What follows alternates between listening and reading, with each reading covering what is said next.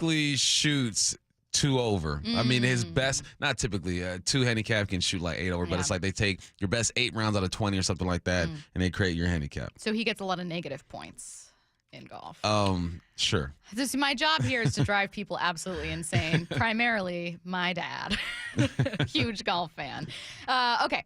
Let's get to these rules to abide by when searching for a new quarterback. This is from ESPN radio host Evan Cohen, who joined Brock and Salk on Thursday. If you guys want the full interview with Evan, that's going to be on the Brock and Salk podcast. We're going to go over his 4 rules. I just thought it was a fascinating conversation, and it's always interesting to talk about finding the most important position, certainly in football, maybe in all of sports. So let's get to it. We'll start with Evan's rule number 1. The value of having a quarterback like Geno, who's on, a 3-year, $75 million deal, performing the way that he's performing, it's much easier for him to outperform his contract. You mentioned my time in South Florida, than the Dolphins paying Tua $53 million a year, right? So can a team find a quarterback to provide more value than his peers at that position? Okay, obviously we've seen Seattle do that massively over the course of time. Rule number 1, have a quarterback that outperforms his deal. Bump, maybe that means you draft Russell Wilson in the 3rd round and he's playing lights out for a rookie. Maybe it means you get an older veteran, but you're underpaying him for what he's giving you. But his rule number 1, have a quarterback that in some way outperforms his deal. I think that is the most common thought when it comes to quarterbacks. Like people text in conversations that I have. You build a team with a young quarterback that's not getting paid much and hope during the 4 to 5 year window you can win a Super Bowl. I think that's the most common way to try to win, and the most it allows you just to have more resources when you have a young quarterback or quarterback that outperforms his contract. So yes, I agree 100%. I also don't think that Evan's rule means you can't pay a quarterback. Like, I think both of us would say Patrick Mahomes probably outperforms his contract, even though he has a massive contract, because ultimately he is helping them stay alive in vital 3rd down situations. He can make these improbable throws. And even when he's having a down year, the Chiefs still look at times unbeatable, even though they're not statistically great. It's weird. Yeah, there's only one quarterback who can get paid top dollar and outperform that contract, and it's Patrick Mahomes. I wanted to bring up the 2024 NFL salary rankings for quarterbacks before I move on to the next rule. Here's some of the top ones. Tell me if I'll give you the salary amount. Dak Prescott, average of $60 million per year, not outperforming his contract. No, not at all. But at one point did as a 4th rounder. Joe Burrow at 55. I think he's playing up to his contract. I think so too. I think it's perfect. There are only a few guys who are getting paid in the 40s and 50s who are living up to their contract. For the most part, a quarterback is like a house that's ran down in a good neighborhood. You're paying for it. You're going to pay top dollar for it just because of where it is, its location. Sure. That's exactly what a quarterback is you want that quarterback. You need that quarterback, so you're going to overpay for him. Most guys overpay. Lamar Jackson at 52 is easy. Obviously, he is. The toughest one, Jared Goff at number 6 overall, $53 million per year. I think it's good. I think he's worth it. Every single penny that they're getting. Physically, talent-wise, probably not. But just running the offense, winning ball games, perfect fit for your culture. Yeah, he's there. Rule number 2, draft a quarterback when you want one, not when you need one. Draft a quarterback when you want one, not when you need one. Let's talk about that for a second, okay? Carolina Panthers, just for argument's sake, where former Seattle assistant Dave Canales is, drafted a quarterback in Bryce Young when they needed one, not when they wanted one, right? Salk, do you have any disagreement on that one so far? Nope, totally true. Okay, right. And so let's just, again, use Seattle, right? In essence, when you drafted Russell Wilson, you thought you wanted one and didn't need one because you signed Matt Flynn, right? And I look at Geno as the perfect example currently of probably when you should draft a quarterback because you don't need one, you want one. What'd you think of this rule? I like it. Who is this again? Evan Cohen. Evan's, he's killing it right now. Yeah. Exactly. I think Atlanta, they didn't need a quarterback. They wanted one. They're set up for the future. You got Michael Penix over there. It's always nice to have, Stacey, that's why I need you to go and prepare for disaster. Okay? Now I'm scared. I need you to prepare for a disaster. Because you know what I got in my garage? A whole bunch of food. We don't need it. Yeah. But, we wanted it in case we needed it. And that's what stashing a quarterback is. It's like, look, disaster happens. I got my, 100 pounds of canned beans or something like that. Water ready to go. stuff? Bottled water and toilet paper and all that man. good stuff. That's what stashing a quarterback is. I really need to do that. It's like you never know when the big quake is going to hit, And unfortunately, all I have in my garage is Diet Coke. That's all I got.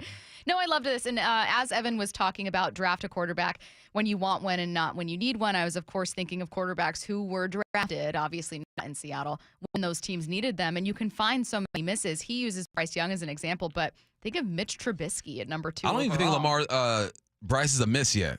He's playing decent as of late. That is very true. You just got to be patient with these young dudes. Yes. But yeah, the idea of, and it's funny, you mentioned the Falcons. People mocked the Falcons for weeks and weeks and weeks after that.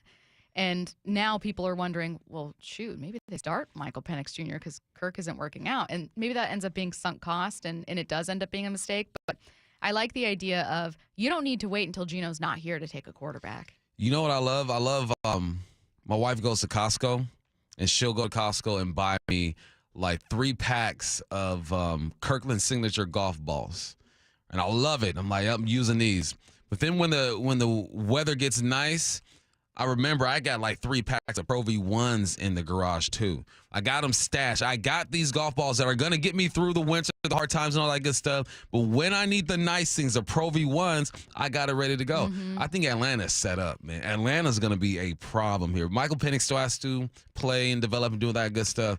But I believe in him. I think Atlanta has done it beautifully. I feel like there's another example out there that I just can't figure out right now. Give me a second. Yeah. I'll get back to it. I also, Nelson and Kent texting in, pointing out that Lamar, Burrow, Josh Allen, Justin Herbert, Jalen Hurts, none of them have any Super Bowl rings. He said, who are these young quarterbacks winning rings on rookie deals? Seahawks fans do appreciate what we have.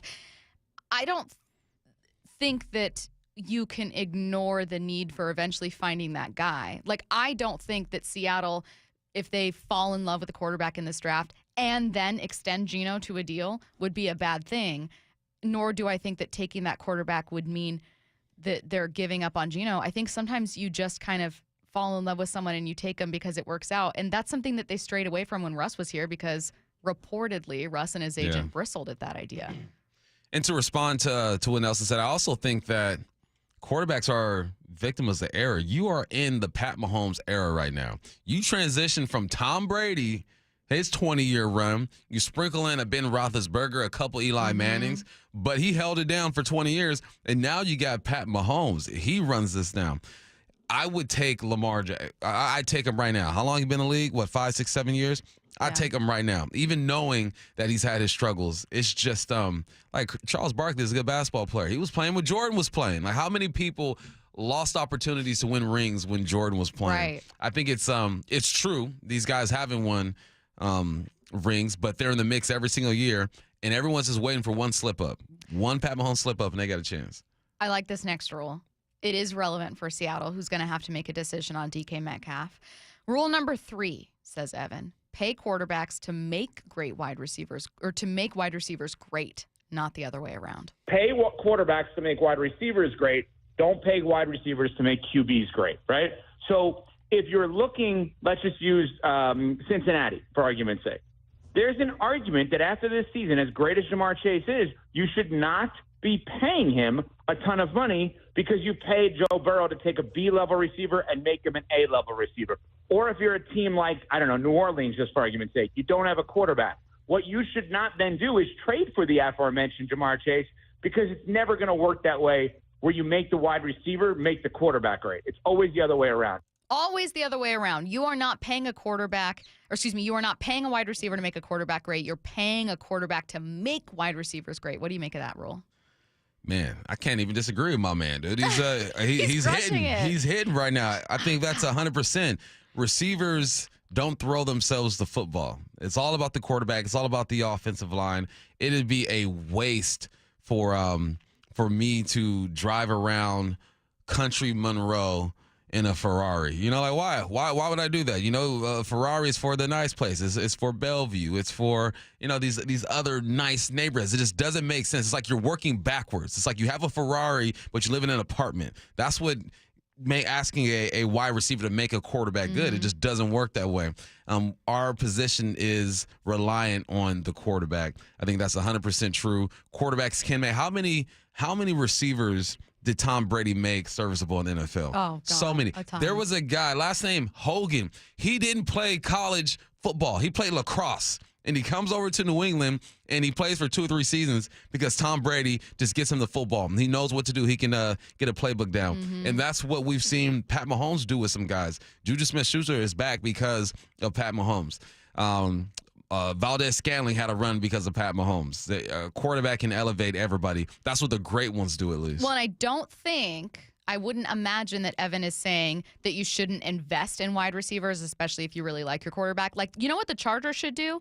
Get an elite wide receiver in there to pair up with Justin Herbert. I mean, he's had games where, like, Will Dissly is his leading pass catcher. Yeah. And that's not to slight Will Dissly or tight ends in general, but it is to say that there are teams. You know, I did a little bit. But there are teams out there that should be investing in a wide receiver, a star wide receiver, to pair with a great quarterback. There are also teams who find those wide receivers in the draft, and it just works out. You know what I mean? Before they were paying Jamar Chase, it was like, well, obviously, Jamar Chase and Joe Burrow are a great pairing. Keep that together. I also think the Chargers are stuck, man, because they're in that place that the Seahawks are in when it comes to high draft picks. Like, they're good enough to beat you, maybe get into the playoffs, but not bad enough to have that high draft pick. They got to go acquire somebody. They did draft Lad McConkey in the second round, who's doing okay, better than okay, 58 receptions, 815 yards, but he's not the game breaker. Yeah, it's tough. When you aren't garbage, you got to go and spend some money. And there's a salary cap in the NFL, so good luck with that. Last rule, number 4, only draft a quarterback if you know your coach will be here. And the additional rule that I have recently added is only draft a quarterback when you know your head coach will be there 3 years from the moment you draft the quarterback, which currently in Seattle, obviously, you have that opportunity to do that because Mike McDonald doesn't seem like he's going anywhere. So you are ripe to draft the quarterback this year. This one is interesting to me. I don't think anyone disagrees with it. You want stability behind your quarterback. You want to be able to not have a different OC every single year, to not have a different head coach every single year. Some teams have found themselves here. For instance, the Bears they had the number 1 pick. They were obviously going to draft Caleb Williams. They now don't have Matt Eberflus as head coach. I don't know how much that's really going to totally mess up Caleb's career, nor do I think it means they shouldn't have taken Caleb. But I get what Evan's saying. Yeah, the tough part about that is it's almost like you have to draft a quarterback with a new head coach. Like, they're together. If you have a new head coach, you fired your coach, that means your team is probably bad. You're going to have a higher pick in the draft. You bring those two in together because things can change so quickly. Thankfully for Mike McDonald, we feel like he's going to be here for a while. But it's volatile, man. That head coaching position can change on you so quickly. We talked about Nick Sirianni being on the hot seat earlier today. He ain't going nowhere. He bought himself another year. Someone said, no way, to your analogy. Stacy's cruising Bellevue in a Hyundai. Excuse you. I drive a Chevy Cruze. Chevy Cruze. The Chevy Cruze. I think it's quick. It is, it's got that top end speed. Let's get to 4 down territory. This is 4 down territory, going inside the game. What former Seahawks and Coug wide receiver Michael Bumpus. First down, you have an idea on how to try and clean up the college football playoff. I'm fascinated to hear this one. What is it? What's the biggest gripe about this is comparing schedules or whatnot. Yeah. Right? Well, they played them, and at the time they were ranked 20th and all that good stuff. Bama played Western Kentucky, South Florida, and Mercer this year. Ohio State played Akron, Western Michigan, UMass. Georgia played Tennessee Tech, Massachusetts. Tennessee played Chattanooga, Kent State, and UTEP. Just a few examples. You should make all the Power 4 schools have to schedule their non-conference game with other Power 4 schools. Like, you got to play one team from the Mountain West. Like, a conference that's perceived as a lower level than yours, right? Yeah. The big boys are the SEC and the Big Ten. They got to play someone from the Big 12 and from the Mountain West. I think that's the only way you find some comparison and try to figure out, like, who's better than who. Like, we know, I said this before, I'm sorry for my Boise State fans. They're not going to win the national championship. But if they had played a top-notch Big Ten team to start the season. They did play Oregon, so big ups to them. If other schools were to play some of these smaller schools, then there'd be no argument. Then we'd know, like, all right, well, we've seen them play at this level. We know that's not going to work out. So I think that is my solution for now. Make your non-conference game have to be against a Power 4 school, an automatic bid school. Like if they're in that conference that gets automatic bid, they have to play a school from that conference and not Western Kentucky, Chattanooga. I understand, but the messed up part about that is that those schools get paid to play these bigger schools, so they lose out when it comes to the money. But man, we're trying to compare, so I think that's the only way to do it. That's actually a really good idea. I never would have thought of that. And on the other end of the spectrum, while it doesn't allow the Eastern, Western, Washington, Alabama schools to get that money, it does allow a school, like you said, like Boise State, to have even more than just Oregon. You know what I mean? Like if people are, maybe UNLV has played Penn State and also Cal, or whatever it is. Like, I don't know why that would happen. But like it allows them to have even more of a case to build to get some more schools in there and diversify. I like it. Second down. Why should receivers want to play for the Lions as long as Goff and Ben Johnson are there? It's probably going to be the last year Ben Johnson's there anyway. But if he were to come back, I just looked up the box score, and then I read an article here before the show. Jameis Williams, 5 receptions. Sam Laporta, 5 receptions. Tim Patrick, 6 receptions. Amon-Ra St. Brown, 5 receptions. David Montgomery, 5 receptions. Jeremy Gibbs, 6 receptions. If that ain't balanced in the pass game, I don't know what is. And as receivers, we do have a reputation of being divas, and a lot of us are. Why? Because we want the football, because we have to go through so much to get the ball. In that Detroit Lions offense, this is the perfect example of balance. Ben Johnson is in his bag when it comes to spreading the football around.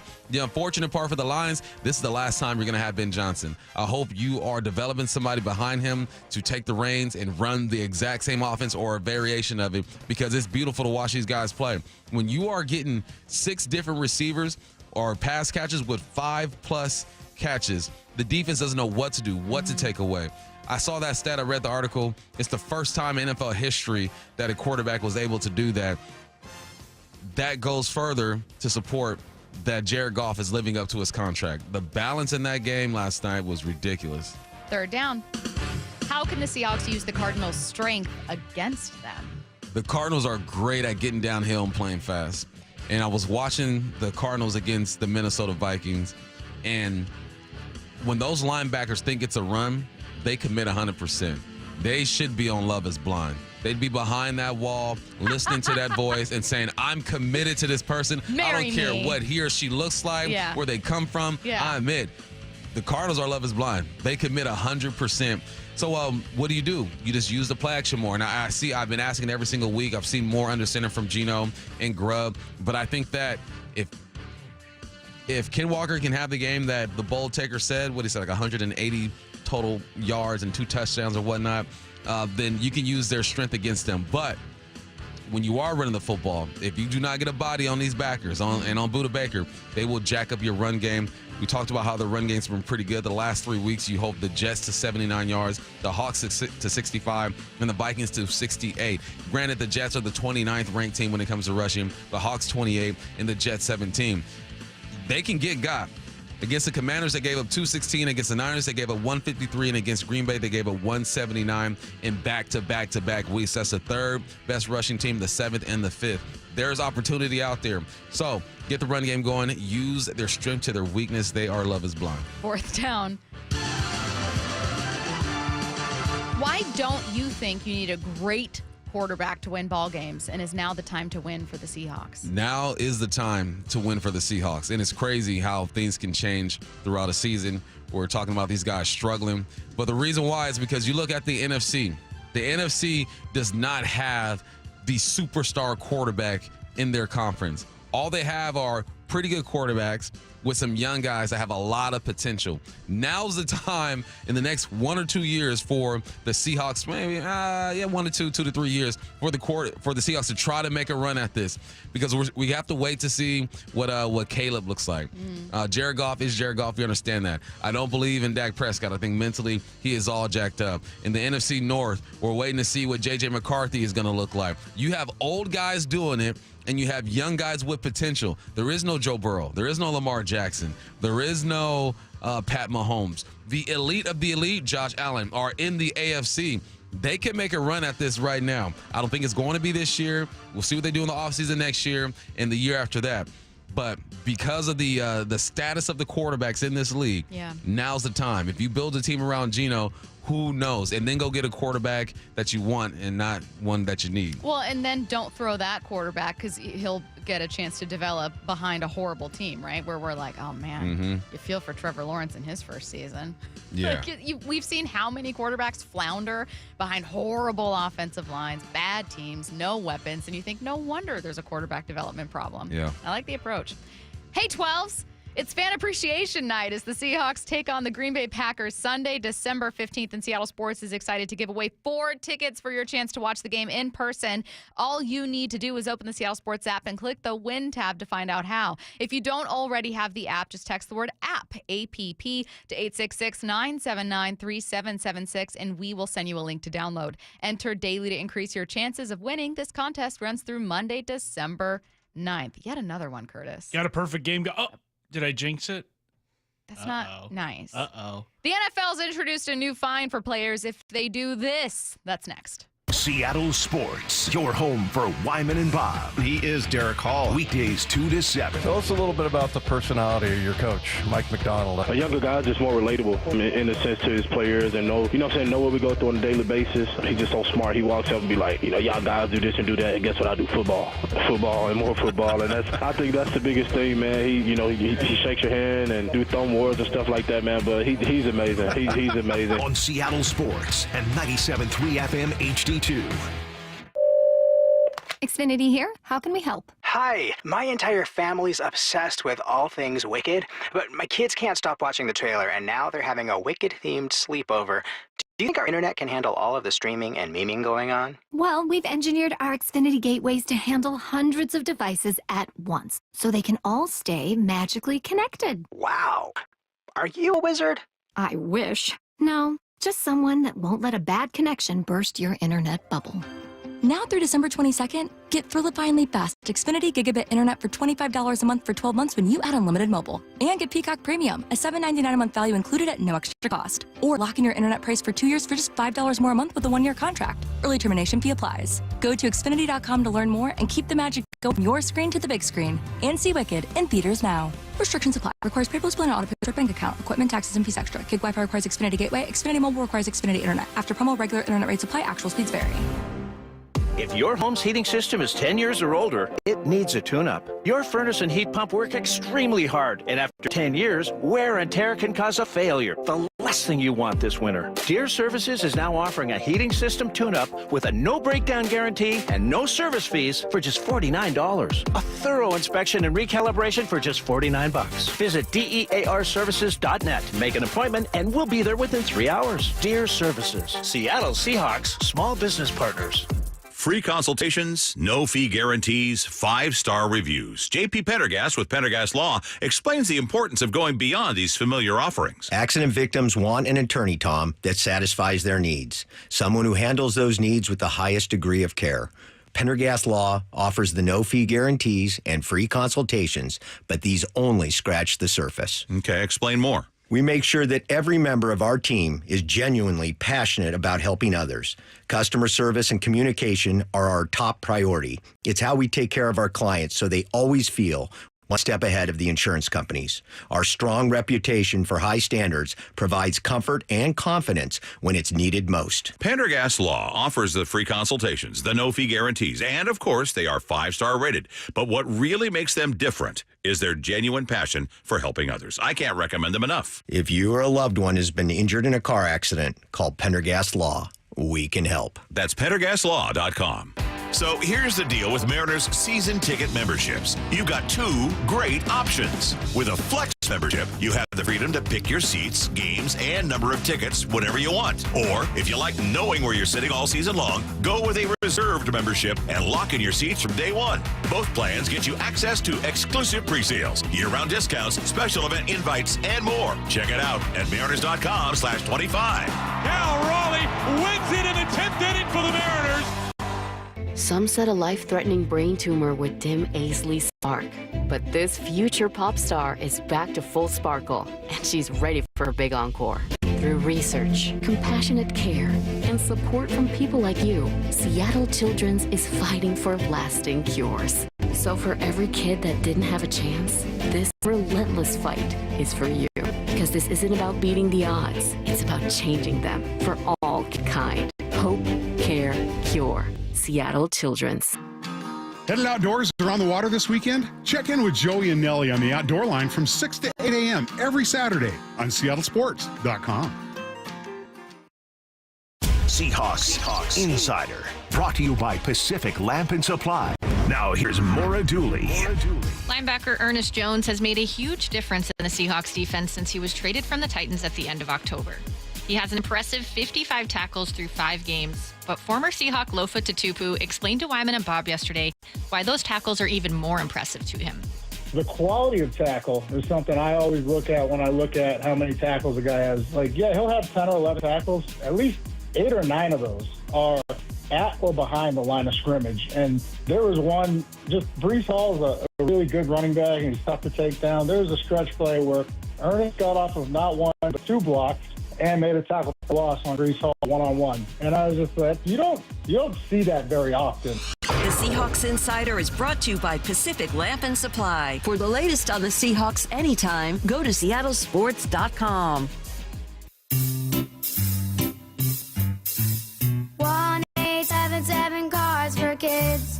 KARS Cards for Kids. 1-877 Cards for Kids. Donate your card today. 1-877 Cars for Kids. KARS Cars for Kids. 1-877 Cars for Kids. Donate your car today. Donate your car today at carsforkids.org. That's cars with a K. Your car, running or not, can be picked up as soon as the next day. You'll get a maximum tax deduction and a vacation voucher. 1-877 Cars for Kids. KARS Cars for Kids. 1-877 Cars for Kids. Donate your car today. Now accepting donations of land, homes, buildings, or any kind of real estate. Innovation is at the heart of every Polestar car, and their electric SUV Polestar 3 is no different. From the intuitive infotainment system to its head-turning design, Polestar 3 is for drivers unwilling to compromise. That means merging a spacious, luxurious interior with the torque and handling of a sports car. Visit Polestar Bellevue today for end-of-year lease offers and book a test drive for Polestar 3 at polestarbellevue.com. Heritage Mechanical and Auto Repair reminds listeners many uniformed personnel and healthcare providers will spend this holiday season working hard to keep us safe. These heroic men and women spend long hours away from home, protecting our freedom and providing critical medical care. Please thank them for their many sacrifices and putting their lives on the line for us every day. Happy holidays to you and yours from the entire team at Heritage Mechanical and Auto Repair. Family owned and proudly serving our community since 1998. This hour is brought to you by Floor Coverings International. This is The Timeline with Bump and Stacy. Brought to you by 1-800-DUI-AWAY. On Bump and Stacy, reading you the top stories you're going to see and hear about on your own timeline. We are going to start with Bears interim head coach Thomas Brown talks about the NFL being a pretty stressful job. In fact, he's lost 22 pounds since November. So I was trying to go on a weight loss journey about 20 days ago, and I couldn't lose weight at all. I was about 225 the morning of the announcement of being the OC. This morning I was 203. It's not what you asked me, but that changed significantly as far as, my life. So the weight loss was like stress induced, or was that like? No, I wouldn't even say stress. I think I think stress could help out. I'm not really stressed, but it's more what I realize if you increase tags to your day, you forget about food. And so I went a couple of days and just really didn't even think about it. Wasn't hungry. I was thinking about the next moment, what to say to this player, doing game planning, and I look up and I'm almost 30 pounds down. So we'll keep going. See how long it lasts. I actually completely believe this. It's not healthy. I have a friend who's in a really, really intensive job. It's not coaching, but it is incredibly consuming. And it'll be like 6:00 p.m. and she'll be like, "Oh, I forgot to eat today." Yeah. When I was coaching, this is just high school. I was a head coach at Monroe. I was the lightest I've been since my freshman year of college, because you're just up watching film, trying to solve the world's problems and stuff, and you do forget to eat. I wouldn't recommend Thomas Brown keep that up. I mean, make sure you get some greens and some vegetables and fruit in you and stuff. But hey, you jump kick the weight loss. Let's go to another head coach here. This one, Matt LaFleur. He got into it with the Lions flag holder during pregame of Thursday night football. The two, in fact, had to be separated by referees and players. Yeah, I've never been a part of something like that. He was talking junk to our players, giving them the throat slash sign. And you're trying to de-escalate it, and then he gets in my face. So I thought it was pretty unsportsmanlike. Like, I've never seen that. I've been on many fields, and usually they police that much better. I thought it was an arrogant fan that, wanted to get in part of the action, and just, I would like to see security or something step in there and get him out of there, because he shouldn't be doing that. Now, Bump, I think a lot of people are like, "Oh, this is so Lions. That's hilarious." But I want to know, is the flag raiser, because for the Seahawks, the person carrying out the flag ahead of the game is a player. Yeah. Is the flag raiser for Detroit just a random fan? Because in that case, I'm kind of with Matt LaFleur on this one. It must get be. out of my face. It must be. No, yeah, it was a kid wearing a Brian Branch jersey. Yeah, get out. No professional, no former athlete, no one who's being honored to do anything is going to behave that way. I'm all for Matt LaFleur getting at that dude. Yeah. You got a problem, then just do your job. Are you here to do a job? Just do exactly that. Don't do anything extra. I think, like, if you want to get in people's faces, well, you shouldn't get in people's faces. But if you want to talk trash and yell and do whatever from the stands, that's well within your rights as a fan. You paid for that ticket. If you want to yell, if you want to boo, if you want to, do whatever. But with the privilege to run onto the field, like, getting in someone else's face, he's not going to hit back. I know you're being a super fan right now, and maybe you're going for a viral moment, but it's also kind of I can't think of a better word than cheap shot. It's the same way I feel about throwing something at a player. He can't fight back. He can't do anything. And that on any other day, you would have your what handed to you. Yeah, that's like when fans were getting at players. I'll never forget, who was it? Was it Malcolm Butler, the DB, I believe, from the Rams? Was that his name? When what happened? No. He used to play for. Are you talking about UW. For the Seahawks when they were playing the Jags? No. Anyway, there was Marcus Peters. Huh? Marcus Peters? Marcus Peters, yes. So he was with the Rams, and this is when they were playing in the Coliseum, and some dude is just talking all this stuff. He literally goes up in the stands, was like, "What's up? What you want to do?" And the guy's like, "Oh, you'll get fined. You'll get fined." Like, yeah, man, of course. Marcus Peters is a real one. Don't mess with Marcus Peters. Hey, I'll always be like, "Go Dogs." I don't care if he was taken from the program. Go Dogs. Yeah, it's. Again, I don't like the look. When I first saw the story, I was like, "Oh, that's so funny." Detroit, they're so in your face. But I actually think it's really tacky and trashy. It is. Like, you just kind of look sad. Mm-hmm. Moving on, the NFL has a new fine they've introduced. Our next story here on the timeline: the NFL will now fine players $15,000 if they post a drug test collection process to social media. This is an interesting. That's a thing? Yes. Who does that? Like when a player has a great game, they'll often post this text they get from the league being like, "Hey, we need a pee sample from you." So let's say Leonard Williams has a 92-yard interception return, gets back to the locker room, and they have this drug test thing. And it's a joke. Usually players post it like they'll post a picture of the letter that's in their locker because they're like, I balled out so hard that the NFL's drug testing me. And it's just a joke, right? But now if they do that, they're going to get a $15,000 NFL, so you're fine. soft for this. You are soft for this. I mean, it's a fact. they're getting drug tested. And some of it is coincidence, and some of it, you guys are looking at them ball out. Maybe their biceps are too big, them glutes are popping, and you feel like you need to test them. No, I think that's ridiculous, man. I mean, come on. How does that hurt anything? It doesn't hurt the process. No. Doesn't hurt the league. Doesn't hurt the player. That's dumb. Also, I always find it interesting. So the Awful Announcing column puts together a list of examples when players had great games and then were drug tested. So when Saquon Barkley had like the 180-degree backwards hurdle over he was drug tested after that game. Jamarcus Ingram got drug tested after he had 2 interceptions for the Bills. So there's just a couple players where it's like, yeah, I had this career game and then I was drug tested. As a fan, it's always funny to me. I'm always like, oh, come on, NFL. You're balling out. You're suspect. You're playing too good. You're too gifted. We're going to drug test you. All right, next up. From The Athletic, Central Florida reportedly made inquiries to USC's Lincoln Riley about his interest in their job opening. If you were Lincoln Riley, would you take this job? No. I mean, you're at USC already. No. Why would? I mean, unless the bag is something crazy, unless he's going to get power that he doesn't have at USC. Right.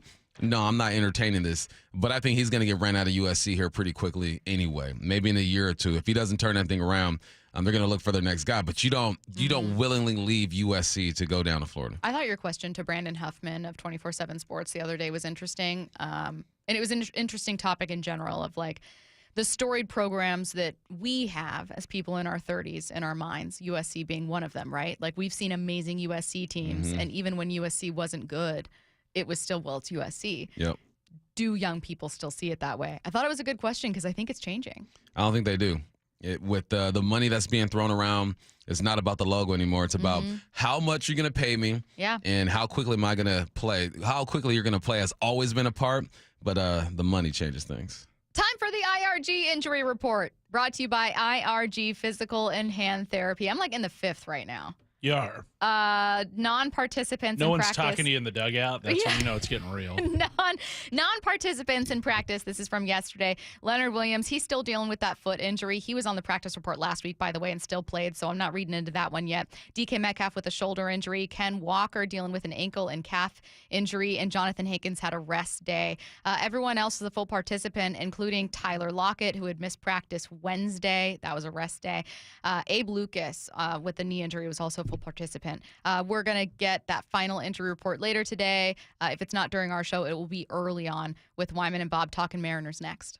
Seattle Sports has your chance to win 4 tickets to the Seahawks Sunday night football game against the Green Bay Packers December 15th. 10-5, touchdown, Seahawks! Head to the Seattle Sports app, click the Win tab in the bottom right corner, and enter for your chance to win. Holy catfish! You can enter once per day, so the more times you enter via the Seattle Sports app, the better your odds will be. Do it every day, December 4th through December 9th. Details and rules at seattlesports.com/win.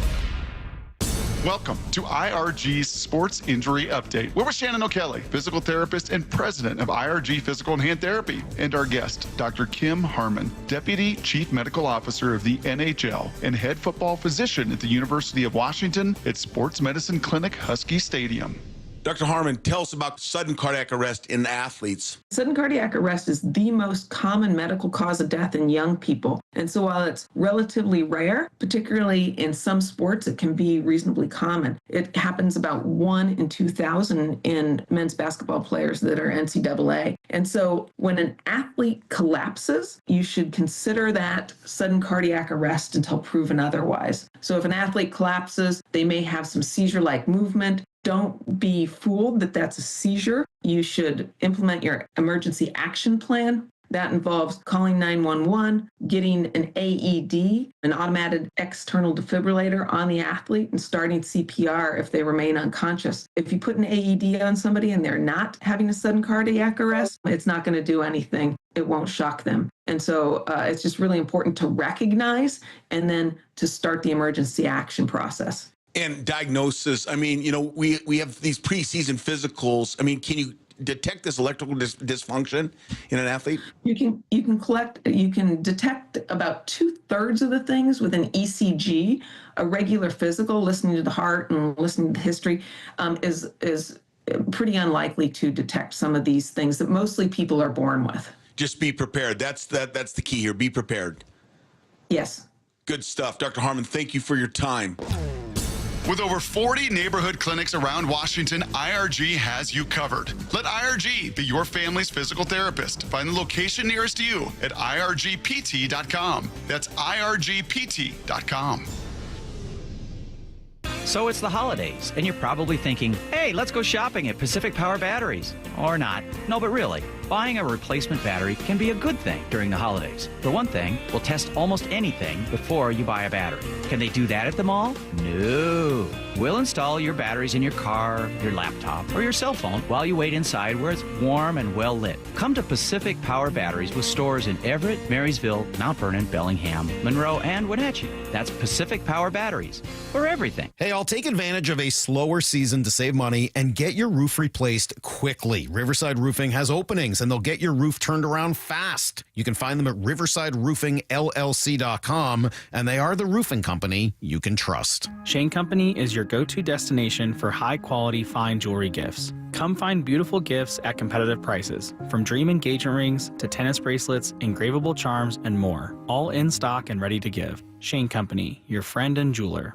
I formed Davis Law Group about 30 years ago, and once I wrote my first book, it proved to be hugely popular. I decided to write then a series of books in different accident cases. I've found that having a client that is educated and knowledgeable about their particular type of case really helps the client, and also usually ends up making the case or the claim more successful. To get your free copy of any of my Washington accident books, visit WashingtonAccidentBooks.com.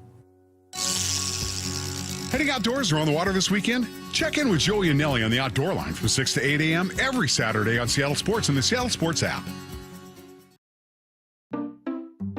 We just want to have enough money for retirement. And travel to visit our grandchildren. I understand. That's why at Fisher Investments, we start by getting to know each other, so I can learn about your family, lifestyle, goals and needs, allowing us to tailor your portfolio. What about commission-based products? We don't sell those. We're a fiduciary, obligated to act in your best interest.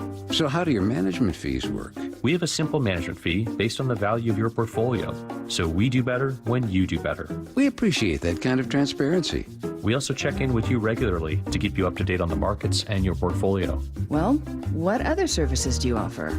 As a client, you have access to resources on investing, financial planning, estate planning, Social Security, Medicare, and more. Wow, sounds like Fisher Investments has everything we need. At Fisher Investments, we're clearly different. Learn more at FisherInvestments.com. Investing in securities involves the risk of loss. What's up, everybody? Michael Bumpus here. Looking for quality fencing? Look no further than Contour Fence. Locally owned and operated, serving the Puget Sound since 1984. They specialize in residential and commercial fencing solutions, as well as fence repairs. Visit contourfence.com to learn more about their services and use the code HAWKS10 for 10% off any repair or replacement. Schedule a free consultation directly on their website, Contour Fence. Visit them at contourfence.com today or call 425-481-7128. We meet by accident, fixing every last bit, Accurate Auto Body. If you've been in an auto accident, you have the right to take your vehicle to any repair facility. Accurate Auto Body has been family owned and operated since 1994, and they work for you, not your insurance company. Your insurance company may not love them, but you will, because we meet by accident, fixing every last bit, Accurate Auto Body. From the Quantum Fiber Studio, you're listening to Bumpin' Stacy. Weekdays 10 to 2. On Seattle Sports and 97.3 FM HD2. Pretty heavy Seahawks day, obviously, ahead of a big Week 14 matchup against an NFC West opponent. And this could be for the division, so we're focusing a lot on Seattle's upcoming game. But we are going to take a Mariners break here. MLB Network's Greg Amsinger was on with Wyman and Bob yesterday. Had some interesting things to say, Bump, about the Mariners, Jerry Dipoto's job security, the job ahead for Jerry Dipoto. So let's get to it. First, take a listen to what I felt was maybe his most salient point or his harshest. I'm not sure. He said the Mariners rotation is the only reason Dipoto still has a job. That rotation that you just alluded to is the reason Jerry Dipoto still has his job. When you are able to collect a strength that so many other organizations are envious of. You did something right. And the rotation is by far the strength of this team. But to lose so many games, 2-1, 3-2, it can't happen. It just can't happen again in 2025. I think this team has a glaring hole, one glaring hole. They need someone who can consistently slug. They need power in the middle of the lineup. Now, Bump, I don't think Greg is actually trying to insult DePoto here. I think he's giving him some props, saying you built something so good that it's withstood having a terrible offense. But I think he's also issuing a warning, which is, and that doesn't buy you endless amounts of time. It's the only thing the Mariners do well. Right? Right? Like you can look at it, any team in any sport, and if there's a coach that is hanging on, or a GM, or whatever you want to call him, president, whatever, that is holding on by a thread, there's something that's allowing him to hold on, he or she to hold on. With the Mariners, it has to be the rotation. That's why my man don't want to give up nobody in that rotation. But if you want to win those games, those 2-1, 3-2 games that we've become accustomed to losing, like you said, you got to get somebody to slug. And how do you do that? You mess with that rotation. So it's some risks are going to have to be taken here pretty soon. But I think Greg is absolutely right. If there is no rotation, there are no close losses. There are a lot more losses. DePoto probably is not here. I thought this was interesting. Speaking of DePoto maybe not being here, Greg thinks it could be DePoto's last season unless he does one key thing. If they don't reach expectations this year, I don't see how Jerry DePoto withstands that. He's the next one in line. And to me, the number one skill of a front office executive, the president of baseball ops, or the powerful GM of a certain team, is the relationship with the owner. And you have to get an owner to believe that a Pete Alonso is worth the $200 million that you're going to give him, that he's the missing piece. And if it doesn't work, it's on me. Like, that is the most difficult thing to do. Do you know who did that, in my opinion, at the highest level? It's not even Andrew Friedman. A.J. Preller has mastered this art of going to ownership, going, trust me, this is the guy we need to go get. I think it's clear DePoto has a good relationship with ownership. I mean, you made the playoffs once in 9 years and you're still here. That comes from a good relationship and trust. Is the relationship good enough to convince them to spend more? I'm listening to Greg break that down, and I'm thinking, has DePoto ever said this is on me? Or is he going to ownership and saying, what's your input? Yeah. Because to be a great leader, you have to put yourself out there. You got to take chances and risks that put your job on the line. So just the feeling that I get in the way that things have gone down, it makes me think that maybe Jerry isn't the guy that just says, this is on me, this is what we need. Maybe he's sitting down there and saying, let's collaborate. And by doing that, you buy yourself a year or two. Who knows? It's all speculation. I don't know. But because, like you mentioned, you got one playoff appearance in 9 years. You're still here. You fired your skipper last year. I think naturally in the elimination process, he's probably up next. And then my second question is, what are expectations? He says if he doesn't reach expectations, then he's the next. What is it? Did he reach it last year privately with the ownership and saying, look, we're just going to be competitive? Hey, numbers are good when it comes to people showing up to the games and the merchandise and all that stuff. What are the expectations? Because it feels like World Series and playoffs every year isn't the expectation privately. Publicly, you're going to come out and you better say that because the fans are ones who are putting money in your pocket. So there are just so many questions that I have. I'm listening to Greg speak. I agree with you. That's a really good way to say it. If it was the expectation privately, Jerry DePoto probably wouldn't be here. And it's not because he hasn't put together a great rotation. Yeah. It's because you wouldn't have made the postseason. Like, what are your team? What are your organizational goals? For the Mariners, it is, for them, it's for sure to be profitable. It's to be competitive enough. And maybe he's hit some numbers privately with ownership to where he's good. Let's see. I've got two more cuts from Greg here. Greg, speaking of trying to get to the postseason, trying to fix this thing, you've got to also evaluate what you've been doing. What is working for the Mariners' arms? Brilliant work there. And what's not? I don't know who he's leaning on, and maybe it's Edgar Martinez, but who is he leaning on from the draft room, from the developmental stages in the minor leagues to really assess position player talent and specifically hitters? I mean, this has been the Mariners have been dealing this for quite a long time. And you go back to the Dustin Ackley experiment where he was supposed to be the number one bat, but just never developed any kind of slug. And it's been going on and on and on. Where Ty France was supposed to win batting titles, it just didn't happen. They don't develop these guys offensively to be consistent forces. And I think at some point, while one aspect of your organization is thriving, you're going to have to address why it is you can't get consistent offensive slug for the Seattle Mariners. For Greg, the biggest question for him with this organization is why haven't they been able to get consistent slugging? And he hopes Jerry Dipoto is evaluating trying to fix that. For you, Bump, when you look at this organization, do you have a similar question when it comes to your biggest question? I mean, I think everyone has that question. We know what the rotation is, but there are some external things that help Dipoto when it comes to that too. What do we talk about when it comes to hitters when they come here? The atmosphere, the batter's eye. Man, I'm leading into that if I'm Cherry. Look, I'm trying, guys. I'm trying, but come on. It's just not working here. The environment's jacked up, the batter's eye and all that stuff. All the excuses or reasons that we analysts and the public throw out there as to why guys come here and struggle, he has to use that to his advantage. I also like what 253 said here. He or she said, for all we know, Dipoto has attempted to make deals and beef up, but ownership has squashed his attempts. That is true as well. That's something that we probably don't say enough when it comes to Dipoto. Maybe he wants to be aggressive. Maybe he's trying to, but ownership is saying no. And if it fails, don't worry about it because we put you in this situation. Your job's going to be fine. But eventually, something has to happen. Well, and it's like if you can convince ownership over and over again to keep you and to trust you, maybe you can convince them to trust your evaluation of why a player slightly out of their price range is absolutely worth it. I mean, it would be great, right? It would be an amazing job of salesmanship. It's a fascinating listen.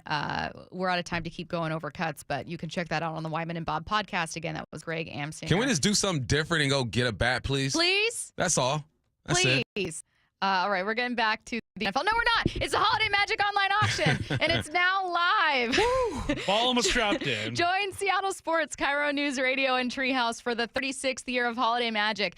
You can start bidding on incredible one-of-a-kind items like exclusive sports packages, dining experiences, staycations, and much more. The auction runs through December 11th, so don't miss out. Your participation helps provide holiday gifts and year-round support for children and youth in foster care across the state. Visit mynorthwest.com/holidaymagic to learn more and start bidding today. Getting back to the NFL with the Athletic Football Show's Derek Klassen next. Seattle Sports, your home for Wyman and Bob. People talking about the acquisition of Ernest Jones and comparing his impact to that of Marshawn Lynch when Marshawn Lynch was picked up by the Seahawks. That's kind of where everything started to turn around. I don't know. I mean, I think it's not quite as sexy as of a position, but what Ernest Jones has done, just for Mike McDonald and John Schneider to go and identify that guy as this guy can help turn our defense around, what a great move. On Seattle Sports and 97.3 FM HD2. Are you interested in investing in real estate in the greater Seattle market, but don't want to manage properties, develop real estate, or sign on debt? Hi, it's Scott Rirucka, CEO of Legacy Group Capital, based in Bellevue. We've been running local real estate investment funds for over 15 years. We've had 0 investor losses and have averaged double-digit returns since inception. Find out why over 800 local investors have invested over $200 million in our Legacy family of funds. Legacy Northwest Fund returned over 12% in both 2007 and 2008. Are you looking at diversification opportunities, especially with what's happening in the market this year? Get in touch with us today. Legacy's family of funds has a limited opening for new investors right now. Call 425-635-4700 or legacyg.com. That's legacyg.com. This is not investment advice. Investment performance based on average return of LOF1, LOF2, and LSF from 2007 through the date of calculation and after deduction of fees and expenses. Legacy family of funds investments are available to accredited investors only. What's your holiday tradition? Now, if you're like me, it involves gathering around a big meal to celebrate. Well, what if there's no food on the table? Hey, it's G. Scott. This year, help someone less fortunate celebrate the holidays by supporting Nourishing Neighbors. The Nourishing Neighbors program provides grocery cards to the people who are the most impacted by food insecurity.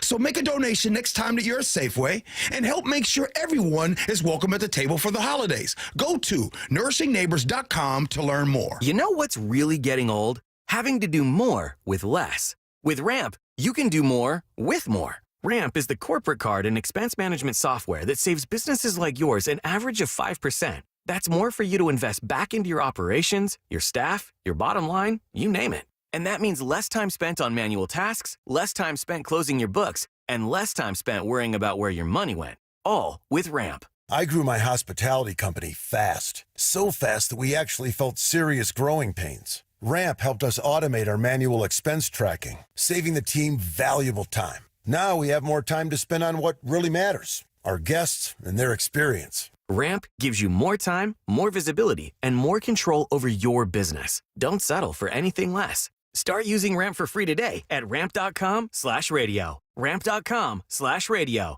That's ramp.com/radio. Cards issued by Sutton Bank and Celtic Bank, members FDIC. Terms and conditions apply. Get in zone, AutoZone. Welcome to AutoZone. What are you working on today? Thinking about gas mileage. You know, changing your oil with a full synthetic oil like Pennzoil Platinum can help your engine get more miles. Right now, you can get 5 quarts with an STP Extended Life Oil Filter for only $35.99. Get started on your next job today with the parts you need when you need them at AutoZone or AutoZone.com. Get in zone, AutoZone. Restrictions apply. Guys, it's finally here. Wendy's new salted caramel frosty. It's cold, salted, yet perfectly sweet, delicious, and it's at the top of Santa's Christmas list. What? Santa has a list too, you know. And he's a huge salted caramel frosty fan. Probably why he's so jolly all the time. The iconic frosty with a salted caramel twist? Gotta be Wendy's. Limited time only at participating U.S. Wendy's. Salted caramel frosty flavored with other natural flavors. Saying goodbye to my electric blanket. That's right. I've got an electric blanket. It's John Curley. We're not going to need it anymore because Home Comfort Alliance installed my heat pump, giving me dependable heating and AC while improving my air quality and comfort without my good old electric blanket. As a top Lennox Premier partner, Home Comfort Alliance has a long history of 5-star customer satisfaction. Call the comfort people and ask for the Curly Cash discount. Currently up to $4,000 in combined rebates and discounts. Visit HomeComfortAlliance.com. Is chronic pain beginning to make your everyday life a challenge? Then call Dr. Daniel Nelson, MD, with Eastside Pain and Regenerative Medicine. With over 30 years of experience, no one has more experience in pain medicine techniques and stem cell therapy than Dr. Nelson. And here's what a satisfied patient had to say. I was experiencing severe neck pain, kind of radiating from my shoulders up into my head. And it was pretty severe, and it lasted for about a year. So I went to see Dr. Nelson, and after I got the stem cell treatment, I had positive results within a week. And it just got better from there. And to this day, I can't believe I used to be in such pain. He was just an incredible doctor. Everything about the place is just fantastic. So don't let pain control your life. Consider stem cell therapy with Dr. Daniel Nelson, MD. Call 425-823-4000 today. That's 425-823-4000 or go to danielnelsonmd.com. Let's go! This is Seattle Sports. Streaming through the Seattle Sports app. KIRO AM Seattle. KIRO FM HD2 Tacoma. Home of the Seahawks, Mariners, and everything Seattle sports.